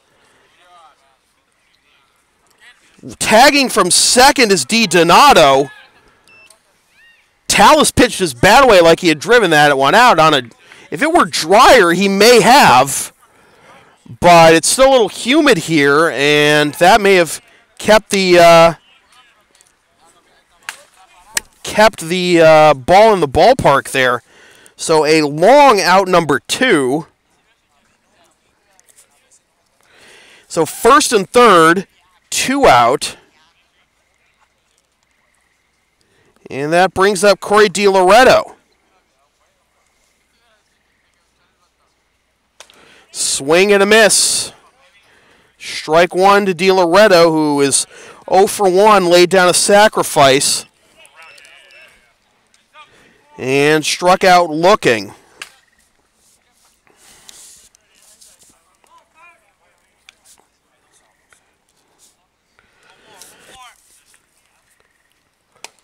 Runs inside, 1-1.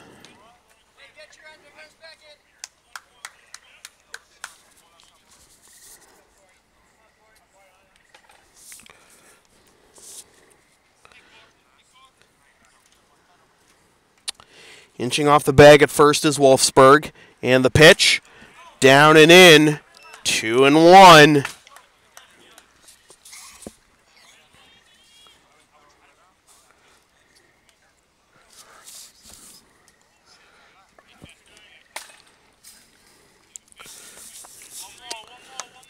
Back-to-back singles leading off this inning, and then a pop-up on a sacrifice bunt attempt.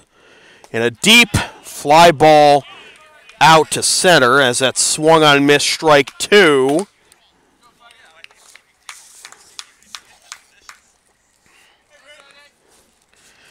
Ferdinand looking to wiggle out of this. And the pitch. Popped foul and out of play.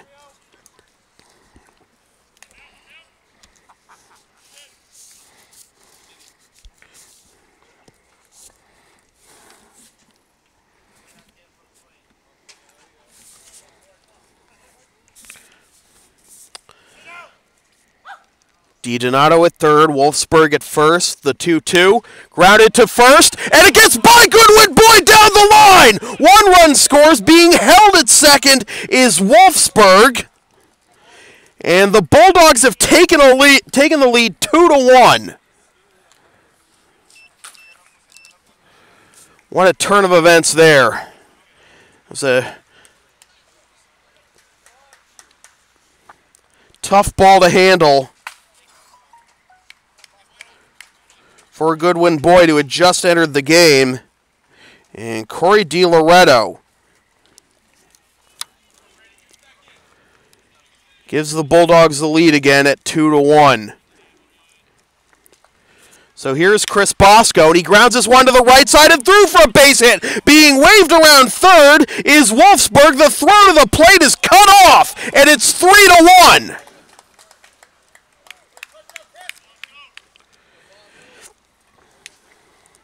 So the Bulldogs offense coming to life here in the top of the 6th.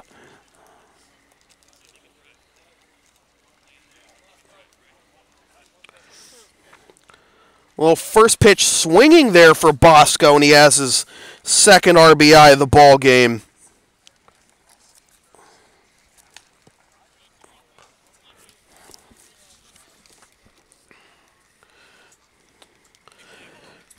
So now the Blue Sox will have 6 outs to get 2 runs. Their offense has been stifled much of the night. Here's the pitch to Seidel.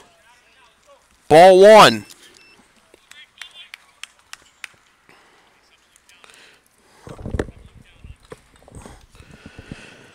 Ferdin deals, check swing, it's in the dirt, runner goes from first, the throw down is not in time as it was bobbled by the shortstop Curley. Stolen, it's going to be actually a wild pitch as Bosco left after the pitch bounced, so 2-0 the count, second and third. That's down and away 3-0, and the last thing Ferdin wants here is to load the bases. And just now there's going to be some action here on the Blue Sox bullpen.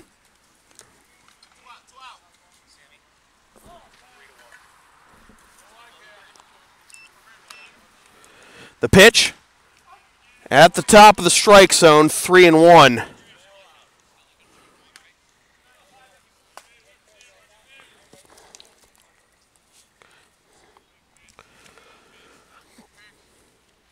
Ferdin comes set, the pitch popped up down the right field line, long way to go for Costello, and he makes the catch as he runs towards the fence down the right field line, and the side is retired.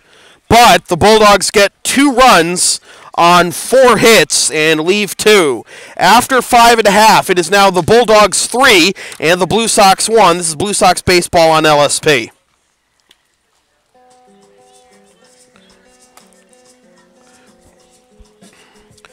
Want LSP to tape or broadcast your team's games? Rates start at just $50 per game. Video broadcasts, as you can see, are available. Visit localsportsproductions.com/services or email sam@localsportsproductions.com for more information.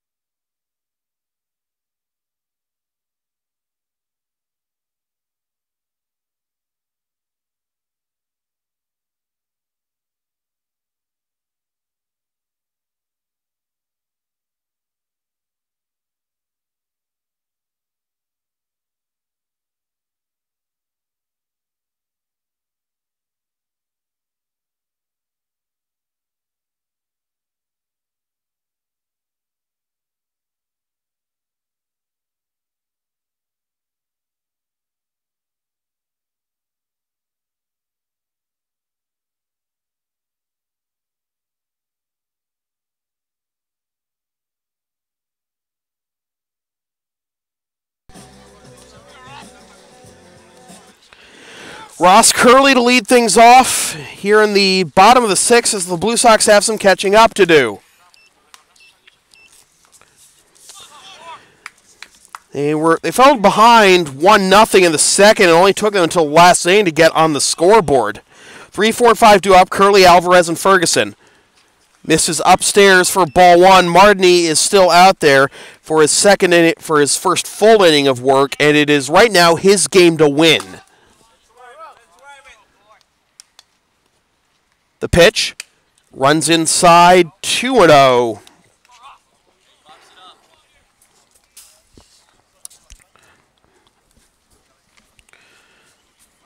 Curley is 0 for 2, struck out swinging and reached on an error. Fastball poured in there for strike one, 2-1.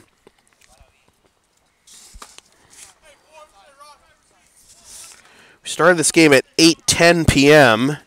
It's now 9:52 in the East. As he goes down and fouls that one away to make it 2-2.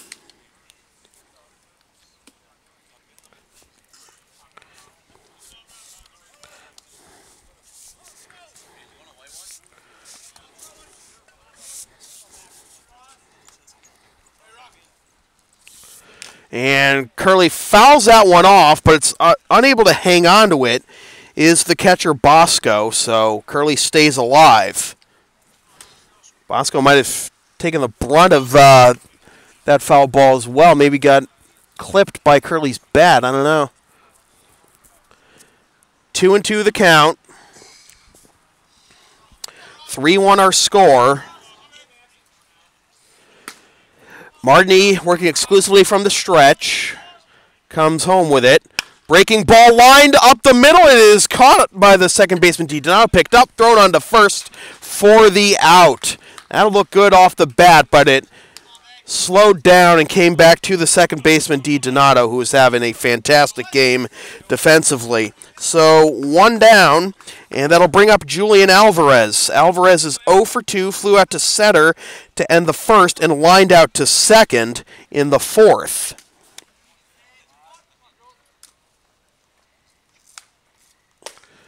And that's on the outside corner for strike one. The Blue Sox offense has just been stymied all night. They seemed like they were going to get something going last inning when it was Costello's triple and Goodwin Boyd's double to begin the inning, and then the next three batters were retired in order. Breaking ball inside.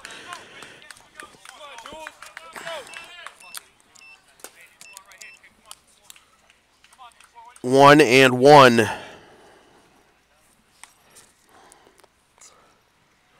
Breaking ball up and away, 2-1. Alvarez last year made a real good first impression when he hit probably the longest home run I've ever seen anyone hit here at center field. He hit it out to the bleachers you see beyond right center field to the left of the scoreboard. That's down and away, 3-1. That was early in the season, so you knew he was going to be an impact player as soon as he crushed that one.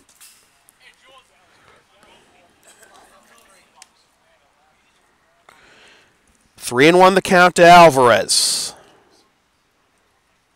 Swing and a miss. Going for Burlington with that one, and he came up empty. 3-2. Let's get on board here for Ferguson. Bring the tying run to the plate. Alvarez right now will ground this one to the right side and picked up by DiDonato, but he bobbles it, and that will be a base runner for the Blue Sox. I think it's going to be another infield single. Alvarez had a lot of infield singles.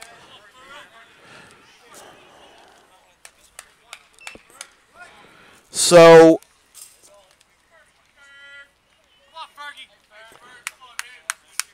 the tying run comes to the plate in the person of Taylor Ferguson, who is 0 for 1 with a walk. He takes ball one.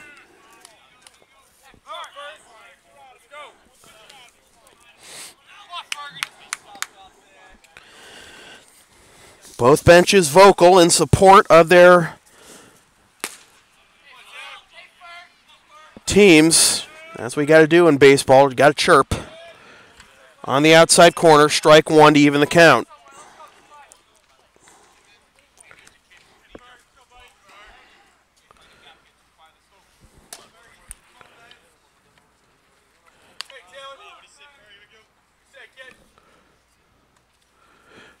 Alvarez bluffs off of first, and a swing and a miss and an off-speed pitch by Ferguson, and it's 1-2 rather.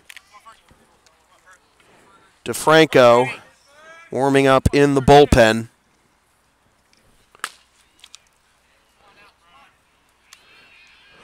That's fouled into the screen, and staying alive is Ferguson.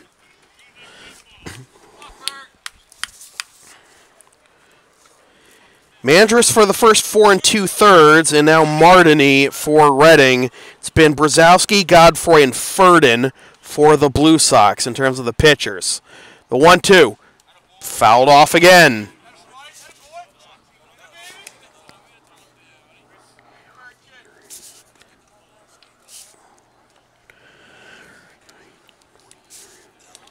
The line on Mandris, who is going to get a no decision, 4 2/3 innings, 4 hits, 1 run, 1 walk, 4 strikeouts, 82 pitches, 47 for strikes.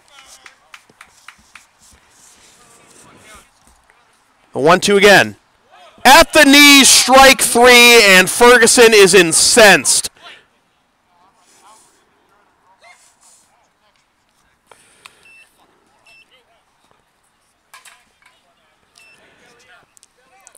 So Ferguson not happy, and now it's up to Alex Voytek to try and prolong the inning. And he takes down and away ball 1. Voytek is 0 for 2, popped up to second and flew out to left.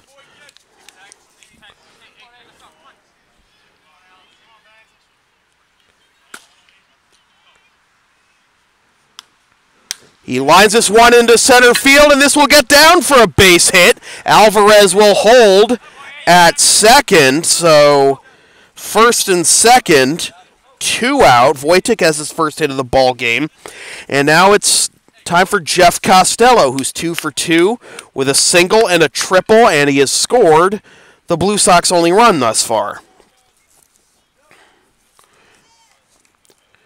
Costello, if he can rip another base hit, could tie this, another extra base hit, could tie this game.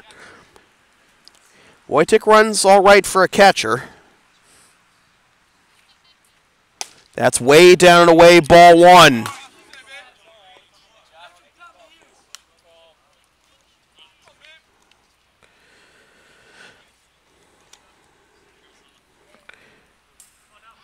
And it looks like we're going to have a pinch runner. Oh, are we? Okay, so we're going to have a pinch runner for Voytek.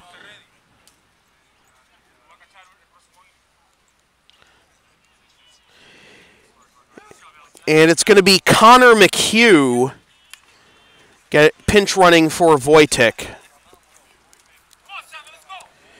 McHugh has not... Well, and that's strike 1. To Costello, 1-1. McHugh, for what's worth, is 0 for 2 with a strikeout at the plate this year. The pitch, swing and a miss, 1-2.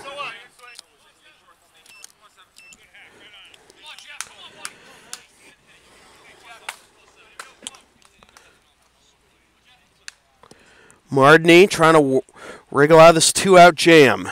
He comes set. And the pitch. Little looper down the right field line. This could be trouble, and it is going to be a diving fair ball. It was not caught by the right fielder, Di Loretto. 1 run scores. McHugh coming to the plate. He is safe.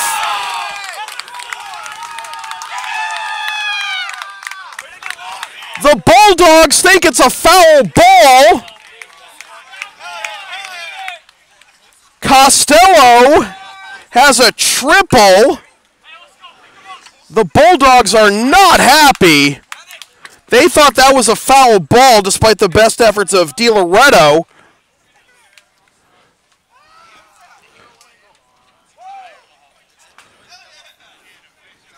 So we're going to wait to update the scoreboard for a moment. And he's going to ask for help. Let's see. Costello is on third.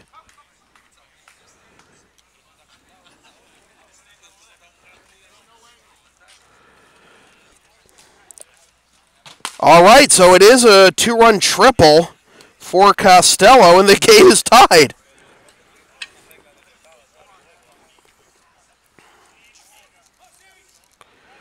So now the go-ahead run at third, Sam Goodwin Boyd at the plate.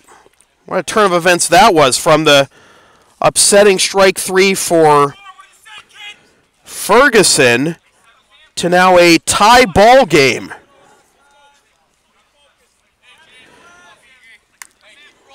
That's not a blown save for Mardney. He did not come on in a save situation. And going to give the Blue Sox a two-run lead there was Goodwin Boyd, and he came up empty for strike one. 3-3. Goodwin Boyd doubled home Costello in his first at-bat last inning. Swing and a miss. 0-2. Goodwin Boyd just needs to get one up the middle and through, and the Blue Sox will have the lead, but he's down 0-2. Takes down and away, 1-2. He definitely thought about it. And Dan Graham has grabbed a bat and is in the on-deck circle to pinch hit for Justin Silvestro if we get that far. But first, Goodwin Boyd. The 1-2. Fouled off.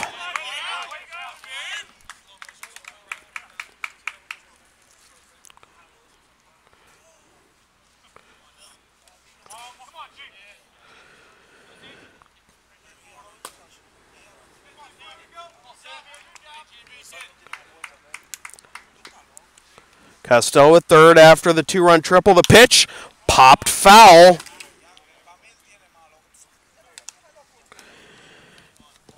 Goodwin Boyd, on behind 0-2, took a pitch and fouled off the last two, trying to make Mardney come to him.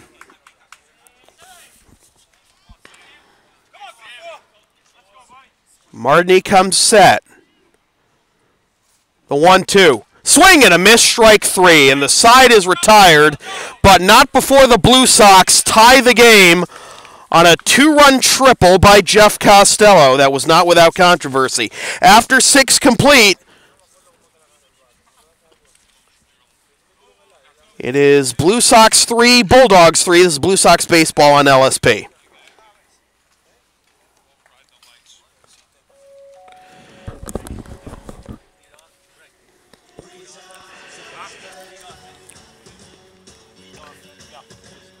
You can follow Local Sports Productions on the web at www.localsportsproductions.com, facebook.com/localsportsproductions, and on Twitter at LSP37. And don't forget to click the subscribe button on the LSP YouTube channel.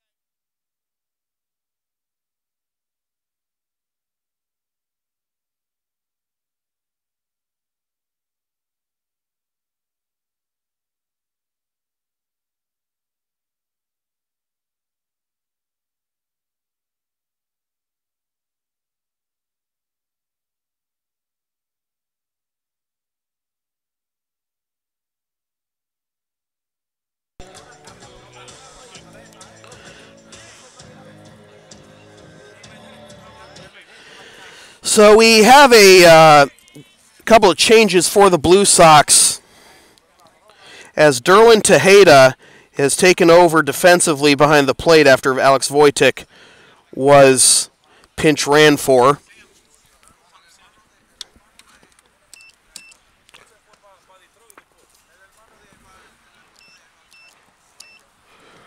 And we're going to have a delay as we wait for a car with its lights on beyond right field to move. Rob DeFranco's the new pitcher for the Blue Sox. Fourth pitcher of the game for the Blue Sox. And he delivers strike one to Mike Taylor, the first baseman. Taylor is 0 for 2. The pitch, grounded up the middle, but diving stop, and unable to make the clean play is Silvestro, so it'll be an infield single for Taylor. And it looks like we're going to have a pinch runner for Taylor, I think.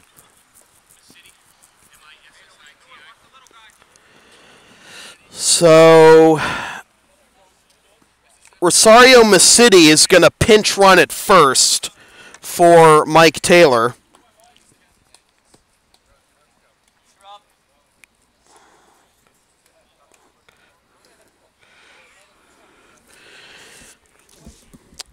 And we'll see if that throws off DeFranco's game.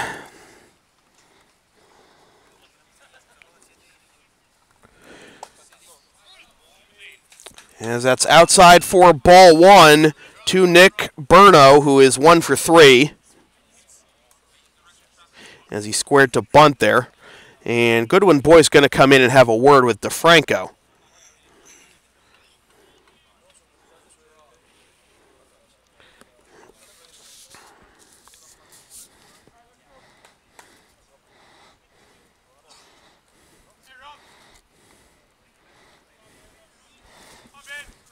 See if Brno will square again here.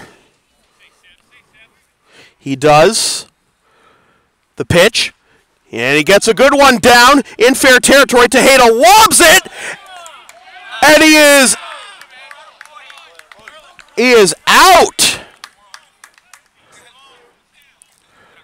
As Tejeda probably should have thrown that harder instead of lobbing it there, but the sacrifice is successful.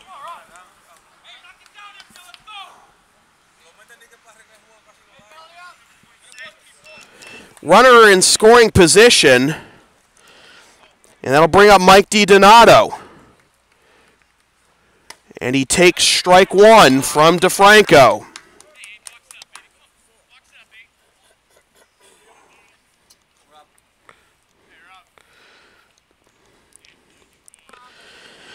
DeFranco 1 for 3 with a run scored, takes down and away ball one.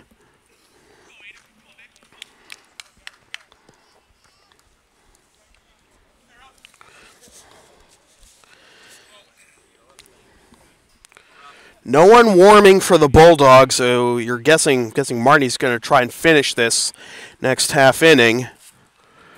Way upstairs with the slingshot delivery, and it's 2-1. 1 in the second, 2 in the sixth for the Bulldogs. 1 in the fifth, 2 in the sixth for the Blue Sox. That's been the scoring. Though the 2 runs for the Blue Sox were not without controversy. Good pitch down and in, swung on and missed, and it's 2-2.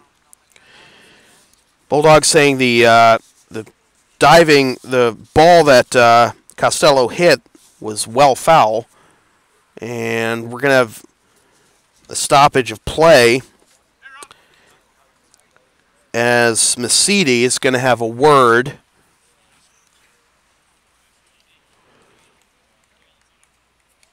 with third base coach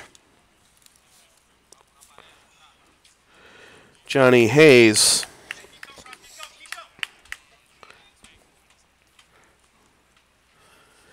Two and two, 1 out.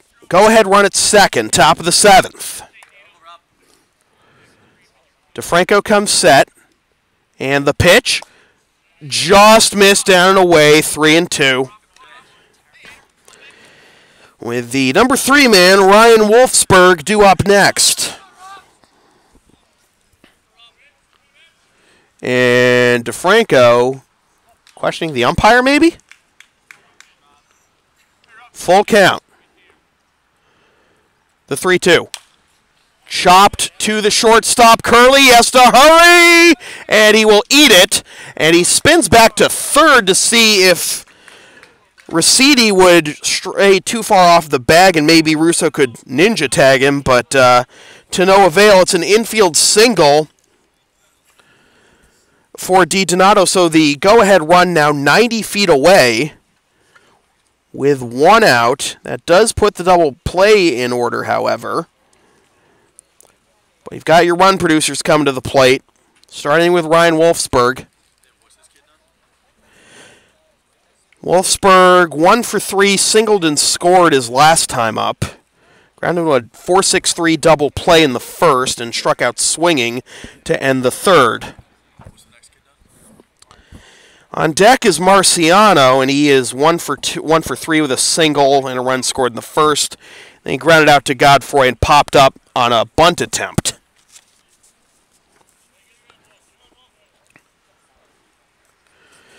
So first and third.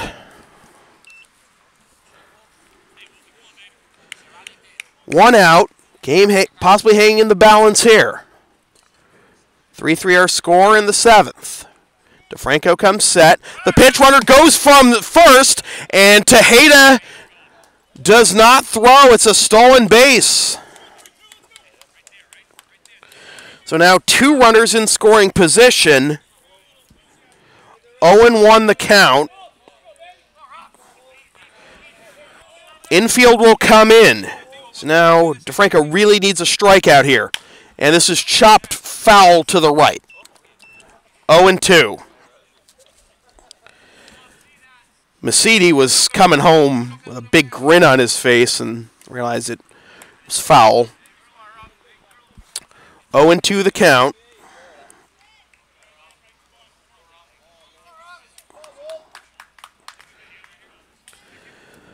Masidi at third, DiDonato at second. The pitch fouled into the screen.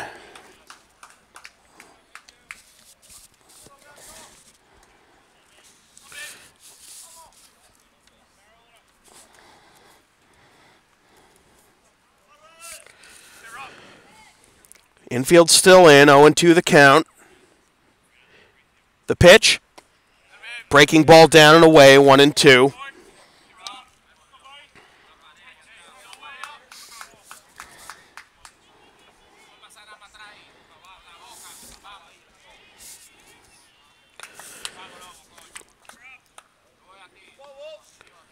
Single sacrifice, single stolen base thus far for the Reds. For the Bulldogs this inning. That's outside. Good stop by Derlin, and it's 2-2. 3 runs, 11 hits thus far for the Bulldogs. They've committed 1 error and left 5. Downstairs, full count.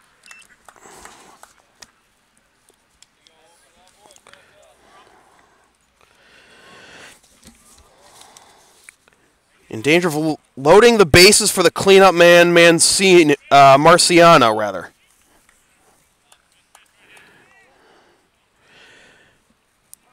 And time is called by Wolfsburg.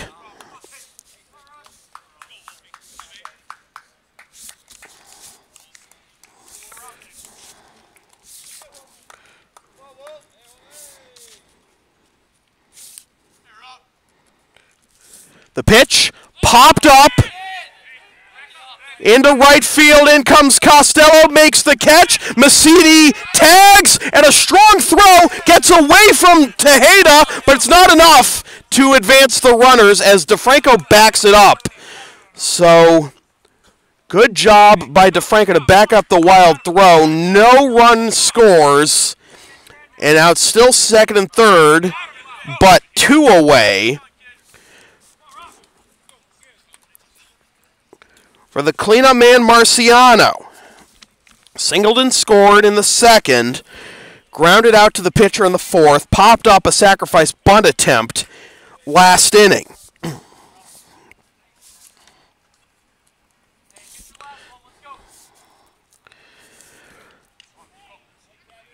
DeFranco comes set. The pitch. And he looks to squeeze, and he pops it foul over the screen. Boy, after popping up a bunt attempt last time, wouldn't that be a way to end a rally if he did it again there? And he's a cleanup man, too, so that's a little head-scratching, you would think. The 0-1. Popped up into foul ground. And Stroh does not make the catch, sliding into foul ground. Great effort by Stroh, but it's 0-2.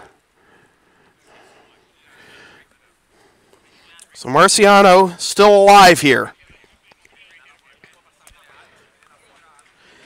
We still have Masidi at third. We still have DiDonato at second. A base hit could be potentially back-breaking for the Blue Sox, who have Silvestro, but they have Silvestro, Barbosa, and Russo due up in the bottom of this inning. The pitch to Marciano, up and in, 1-2.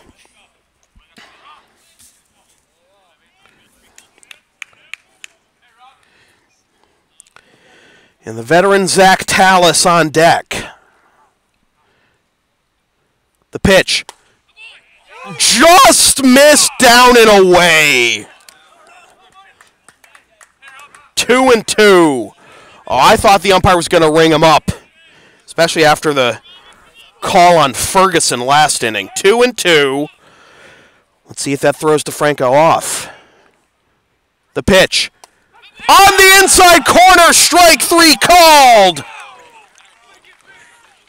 And Marciano can't believe it. The side is retired. The Blue Sox have a chance to win it here in the bottom of the seventh. It is the Bulldogs 3 and the Blue Sox 3. This is Blue Sox baseball on LSP.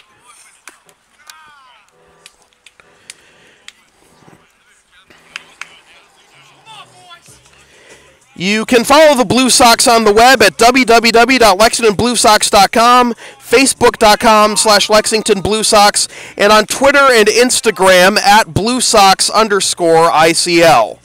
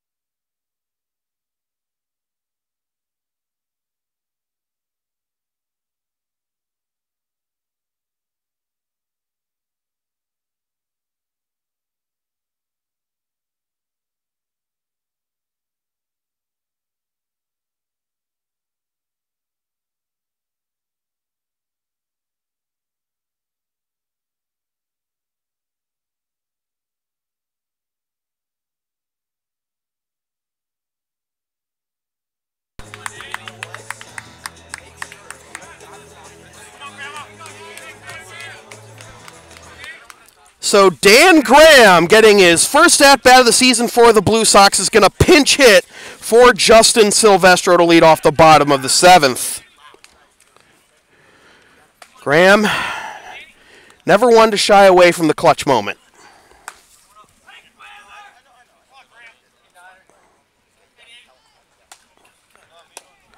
And he takes strike one.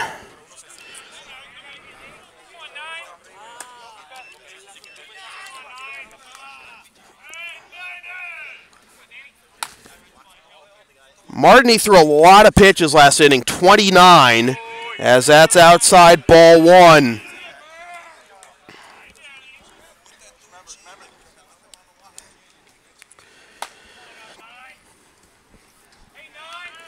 3 runs, 6 hits, no errors, and as that's up and away, 2-1.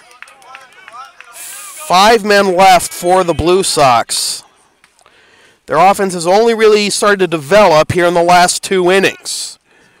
And 2-1 to Graham.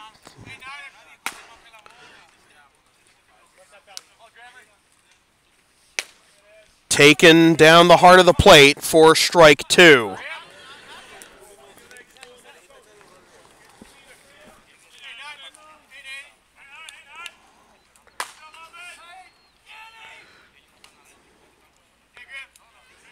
Graham last year in the regular season played 9 games and hit .300 with 2 RBIs.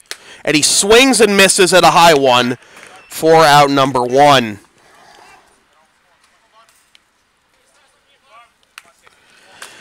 So the lineup turns over for Aaron Barbosa. Barbosa is 1 for 3, singled, and was stranded at third in the first, flew out to left in the third, popped up to short in the 5th.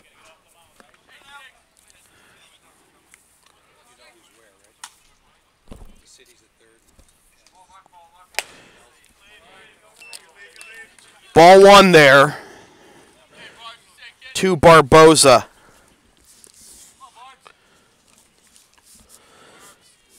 Defensive changes for the Bulldogs as Chris Seidel's moved from third base to first base, as that's on the outside corner to make it 1-1.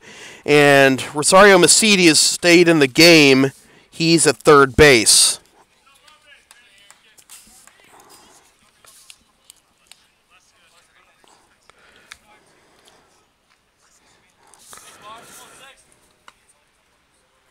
Martini delivers. Barbosa thought about bunting. 2-1.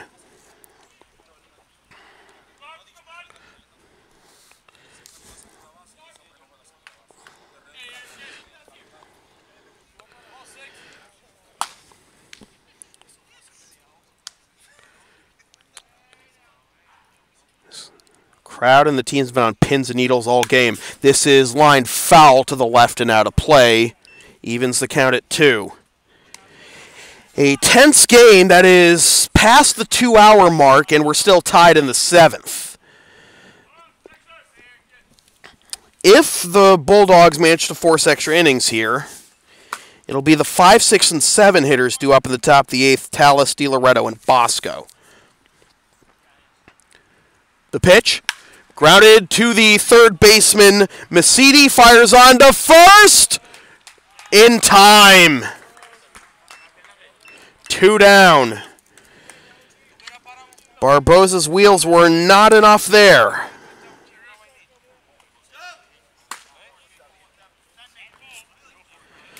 So that'll bring up Thomas Russo to try and prolong the inning. He's 0 for 3 with 3 groundouts.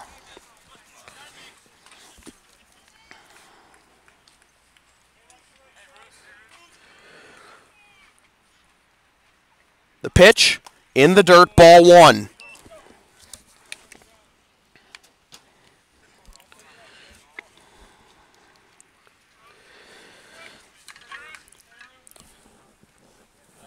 No word yet if DeFranco will return to the mound for the top of the 8th.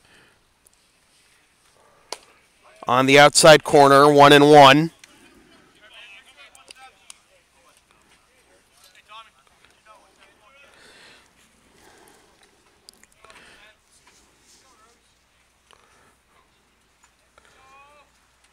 Marnie comes set. The pitch, swing and a miss. 1-2.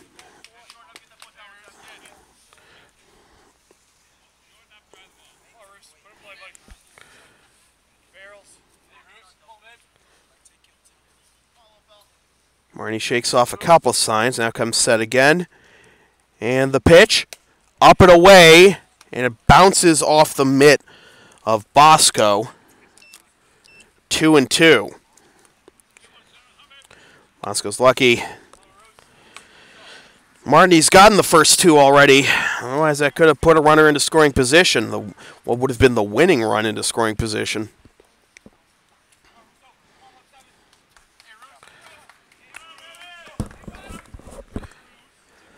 Martin comes set.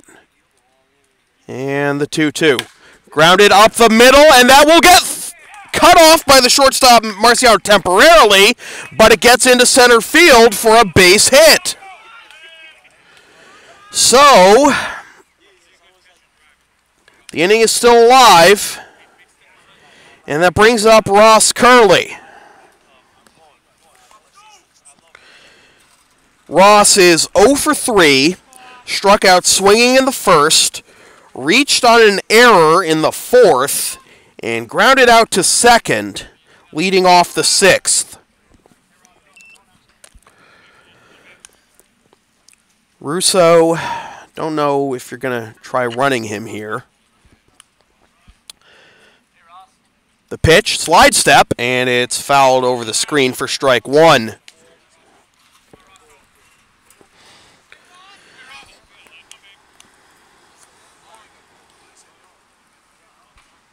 Winning run at first. Have to take a gap shot to bring him home right now. Another slide step. Down and away, and up to second goes Russo on the wild pitch.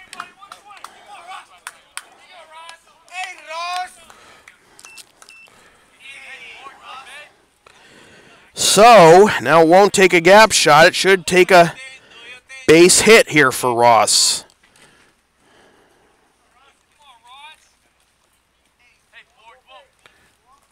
1-1. The pitch, fouled to the right now to play, just behind, just a little late on that one was Curley. 1-2.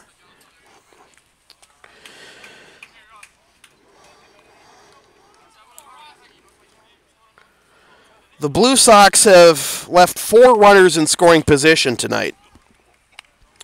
Hoping not to make it 5 here. As that's fought off again.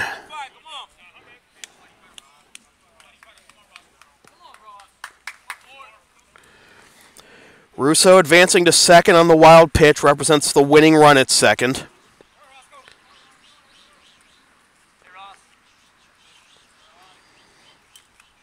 Martin comes set, looks at second, the pitch, down and away.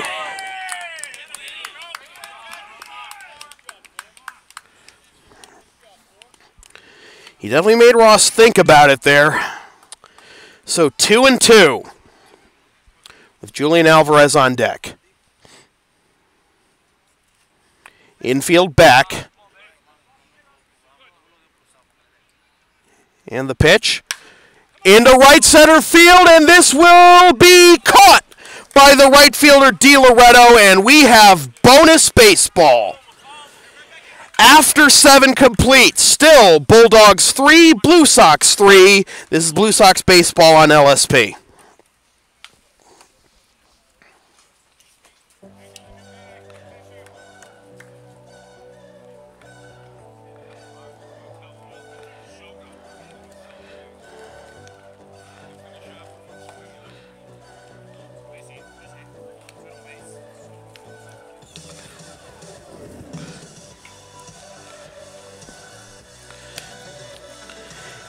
Coverage of Blue Sox baseball and LSP continues tomorrow night at 7:55 p.m. when the Blue Sox host their arch rivals, the Andre Chiefs.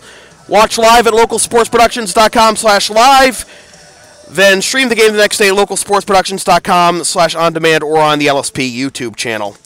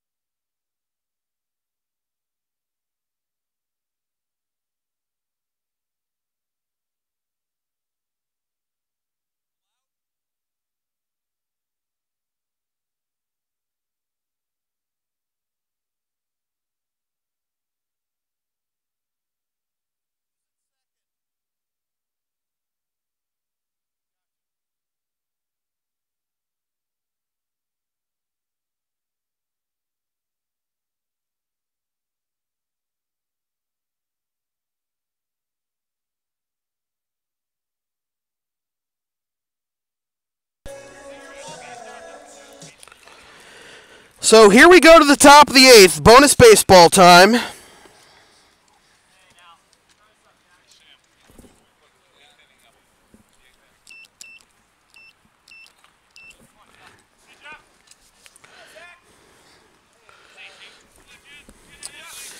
Jeff Blout is the new pitcher for the Blue Sox, the 5th pitcher the Blue Sox have used tonight. And Eduardo Soto's taken over at second base. And the first pitch to Zach Tallis is swung on, missed for strike 1.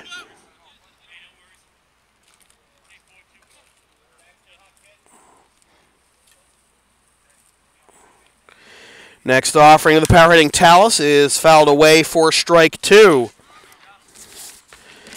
Tallis, DiLoretto, and Bosco due up. Tallis is 2 for 3 with 2 singles.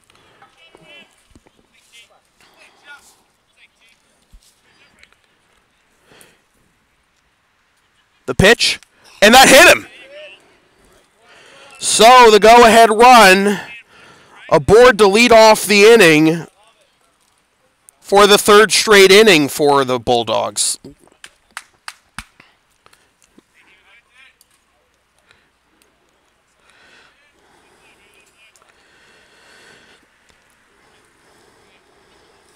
And on an 0-2 count, no less. That is a real no-no. So, DiLoretto, we'll see if he'll lay one down here. He's already laid down 1 bunt tonight.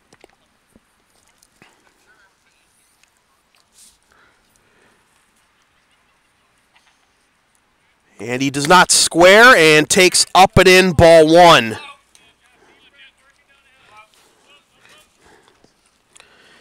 DiLoretto is 1 for 2. That sacrifice I mentioned earlier. Struck out looking in the 4th, singled in the 6th.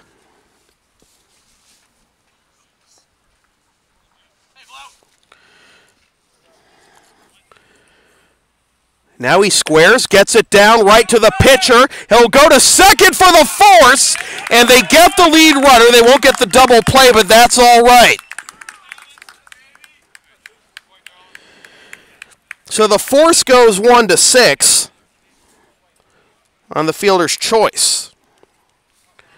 So that'll bring up Chris Bosco, who has driven in 2 of Reading's 3 runs tonight.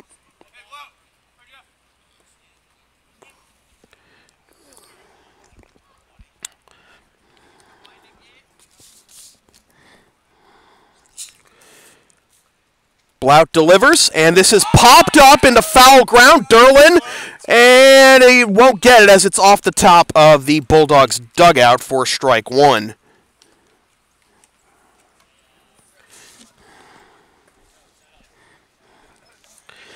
Still nobody warming for the Bulldogs, so it looks like Martini is going to go out there for inning number 8 right now. In relief, you don't usually see relievers at any level go that long, but he's been a rock out of the bullpen for the Bulldogs as we have time called by the home plate umpire. 0-1 the count. DiLoretto at first.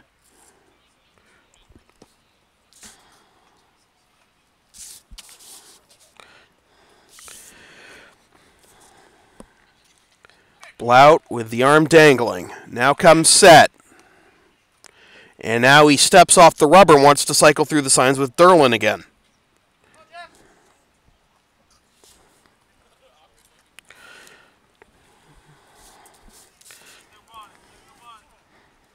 And time is called again. And I don't know what's going on. Is it Derlin? Is it the batters? Is the home plate umpire calling time himself? Waiting a while for this next pitch. 0-1. And now here it is. Runner goes. Pitch is a strike. Throw down to second. It is not in time. It was a little high, but I think DiLoretto had him beat anyway. So 0-2. Go ahead run in scoring position.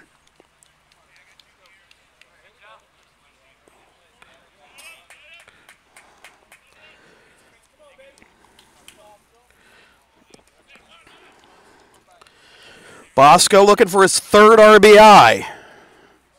Here it is. He fouls it off. Remains 0-2.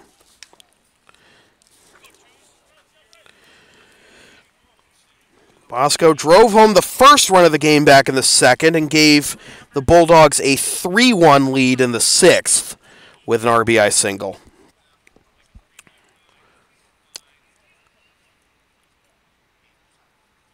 The 0-2. Downstairs, 1-2.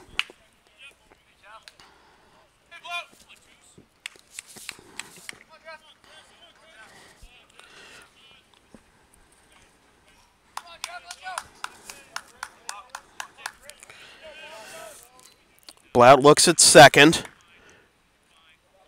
Now we'll spin back towards second.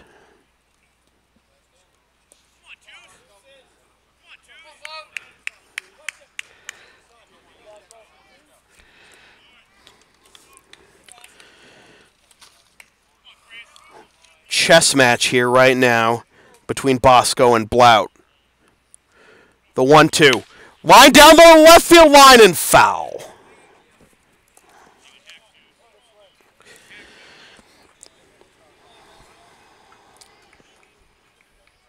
Still 1-2. This at-bat's been going on for a long time, but only quote-unquote 5 pitches have been thrown.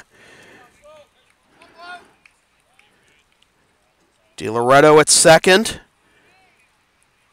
And the pitch. Breaking ball grounded to third, and it's bobbled by Russo. It freezes the runner at second, but he gets to third anyway. And that'll be oh man, is that an error base hit? Base hit, you think, right? All right, that's going to be an E5 on Russo. So, first and third, 1 out. And Matt Karras is going to come out to the mound to have a word with the entire infield.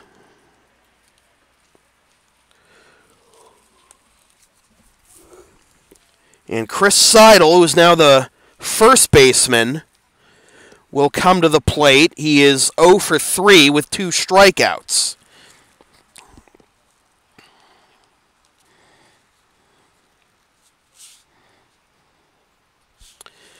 This game is now at the 2.5-hour mark.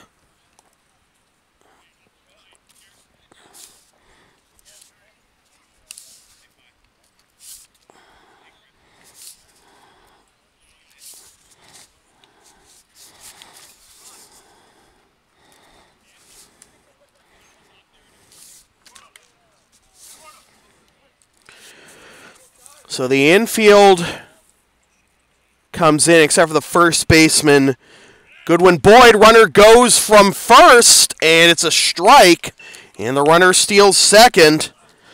Another stolen base for the Bulldogs.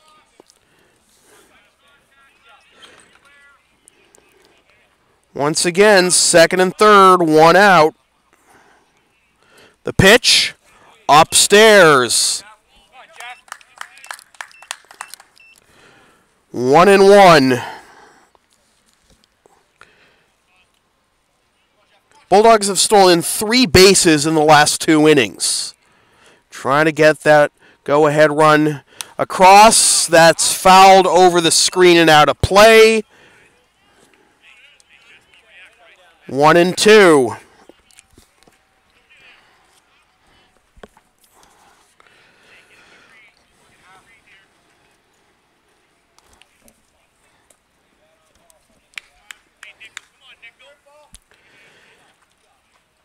Blout comes set. The pitch.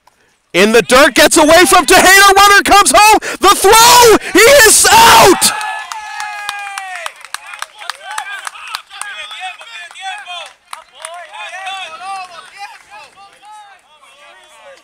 DiLoretto pleading his case. Home plate umpire says no more.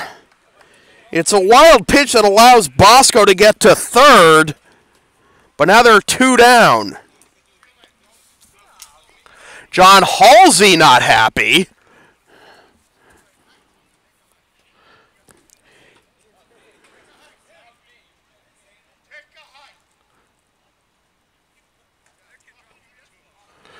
Wow, I'm gonna get complaints. I'm gonna get FCC complaints as the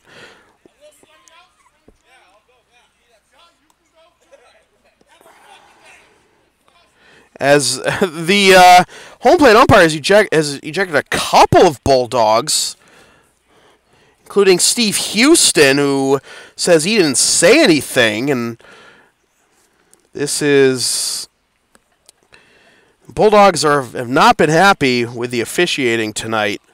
There was that triple by Barbosa that they thought was a foul ball.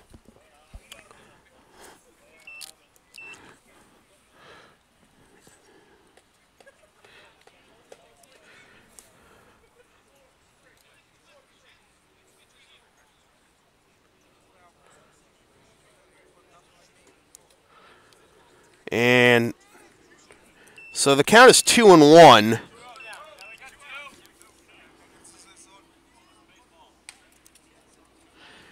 I thought it was 2-2, but oh. At any rate, 2-1 the count to Seidel, 2 out, runner at third. Bulldogs still in search of that go-ahead run. The pitch upstairs, 3-1.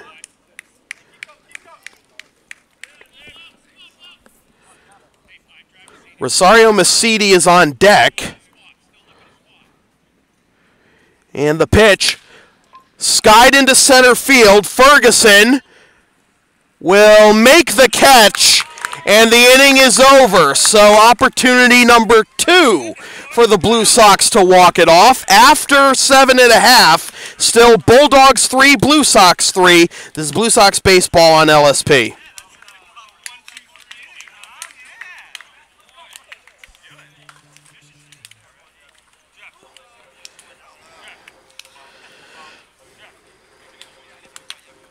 Advertising opportunities are available on LSP. Get your company's message on air or on localsportsproductions.com for as little as $25 per ad. Visit localsportsproductions.com/advertising or email sam@localsportsproductions.com for more information.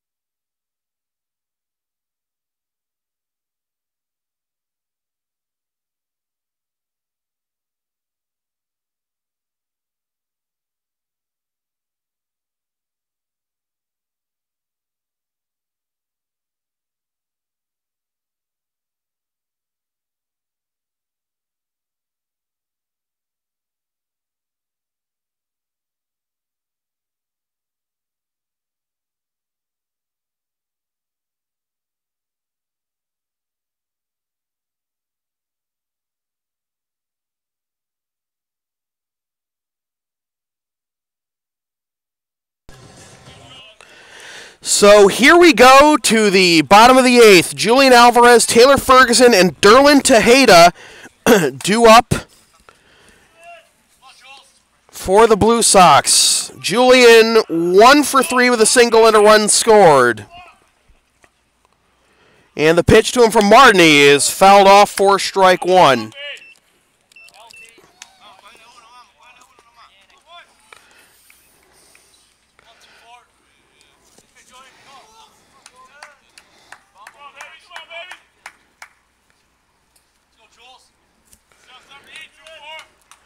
Alvarez stepping out of the box in a big moment here.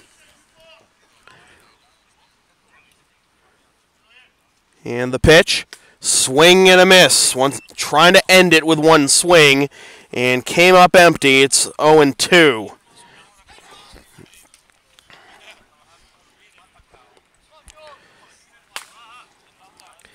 Infield back, outfield playing straightaway. Center fielder step towards left. Breaking ball outside, the traditional 0-2 knockout slider there, righty against righty. 1-2.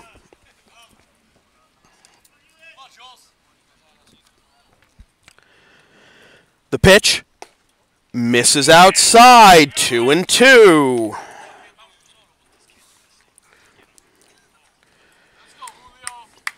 Third baseman Masidi close to the line.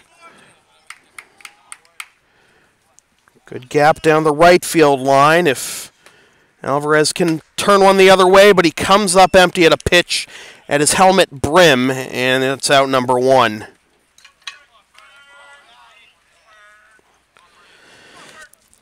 So now it'll be Taylor Ferguson. Ferguson is 0 for 2, walked in the 4th. On the inside corner for strike 1. Ferguson, well, actually, I should say Martini, threw 50 pitches over the last 2 innings, but was untouched in the 7th, and that's why we're still here. As he skies this one to center field, in comes Brno, and it will get down for a base hit. Ferguson took a wide turn at first, and he will hold there. So there's your potential winning run at first. And Derlin Tejeda is going to bat.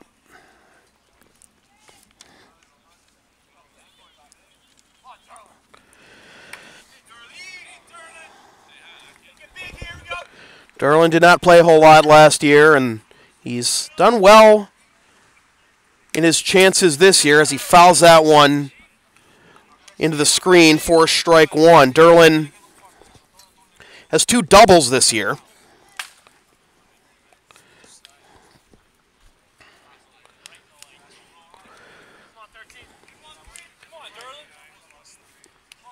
The least he wants to do here is advance the runner to second.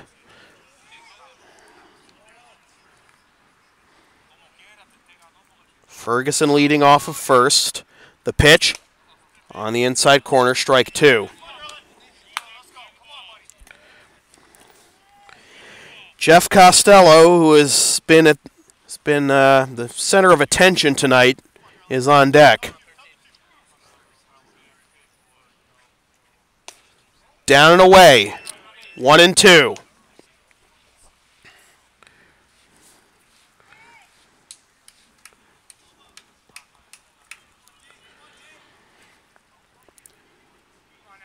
Ferguson inches off of first. The 1-2. Skied to the right, foul and out of play.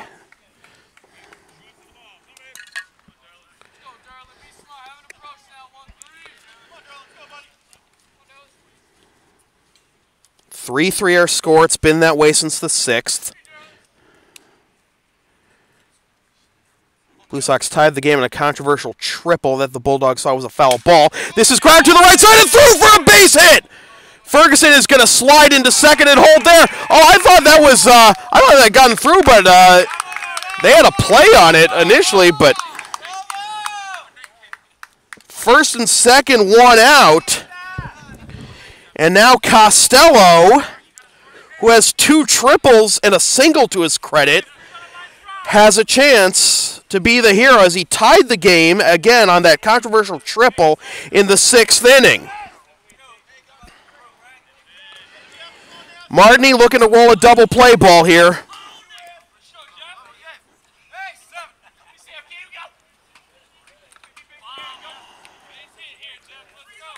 First and second, 1 out. Winning run in scoring position for the Blue Sox. Though they had the winning run in scoring position last inning, although that was with 2 outs. That was after a wild pitch and a single. On the inside corner for strike 1.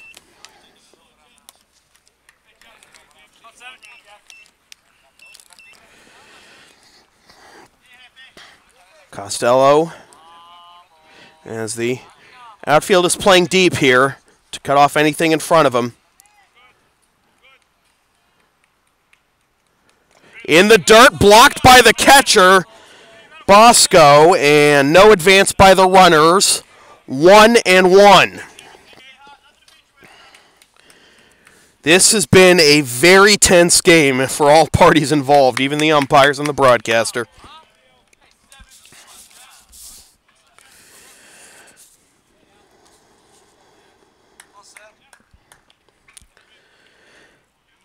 Ferguson at second, representing the winning run. Tejeda at first. The pitch. In the dirt, gets away from the catcher! Up to second and third go the runners!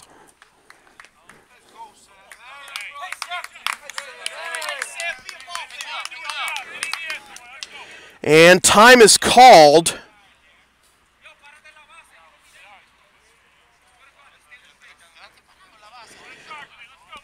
As the battery just died on my camera, my apologies, so we'll get that fixed in just a second.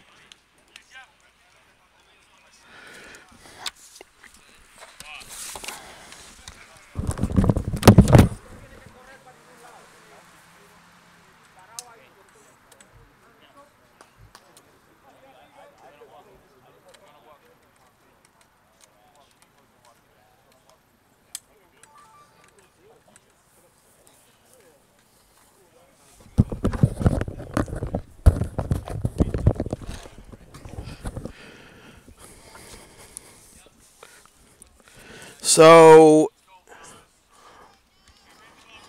are they going to give him the free pass here? They will.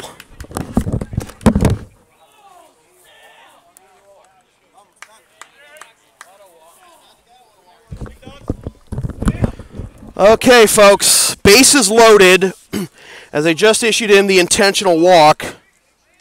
They just issued Costello the intentional walk. 1 out.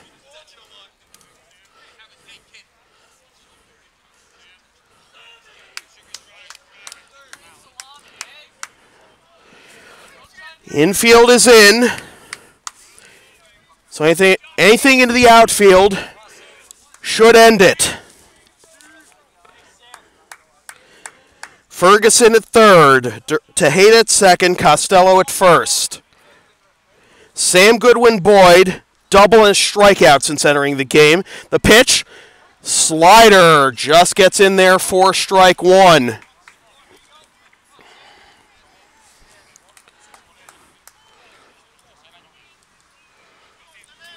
Infield in. Outfield deep. The pitch, breaking ball, drops in there for strike 2, and Goodwin Boyd knows he let a good one go.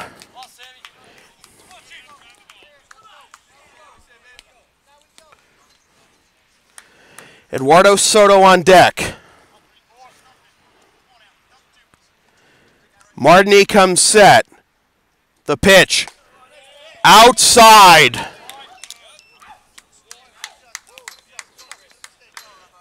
1-2.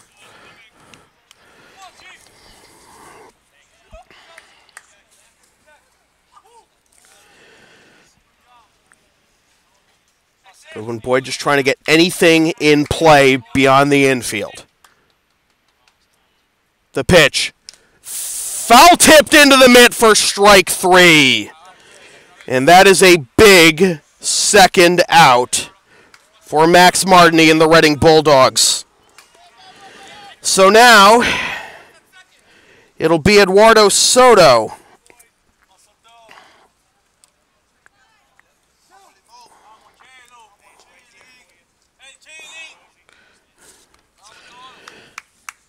Soto getting his first at bat. However, the number 9 hitters tonight are 0 for 3 with 3 strikeouts.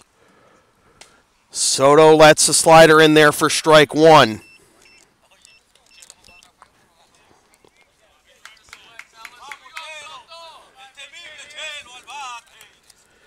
Soto, .231 this season with 1 homer and 2 RBIs.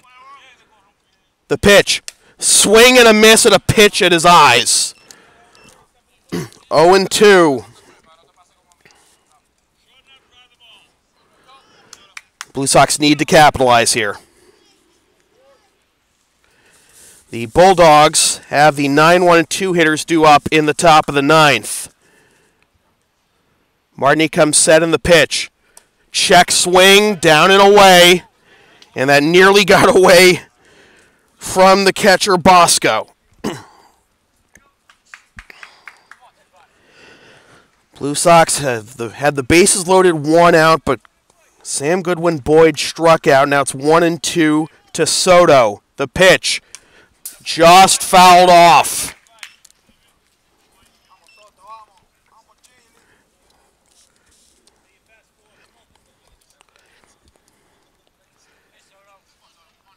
Infield is playing back now. Martini steps on the rubber. He's pitched 3 innings out of the bullpen. Comes set. And the 1-2.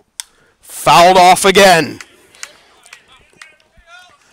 Soto doing anything he can to stay alive.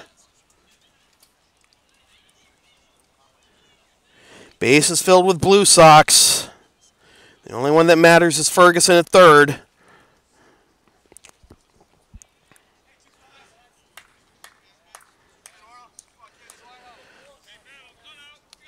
Martini bent over at the waist. He comes set. The pitch. Into right field and down for a base hit and the Blue Sox walk off! A diving attempt by the right fielder Di Loretto comes up empty, and the Blue Sox walk it off here at center field. What a game! A game that took 2 hours and 50 minutes! Wow! What a thriller. The winning pitcher is Jeff Blout.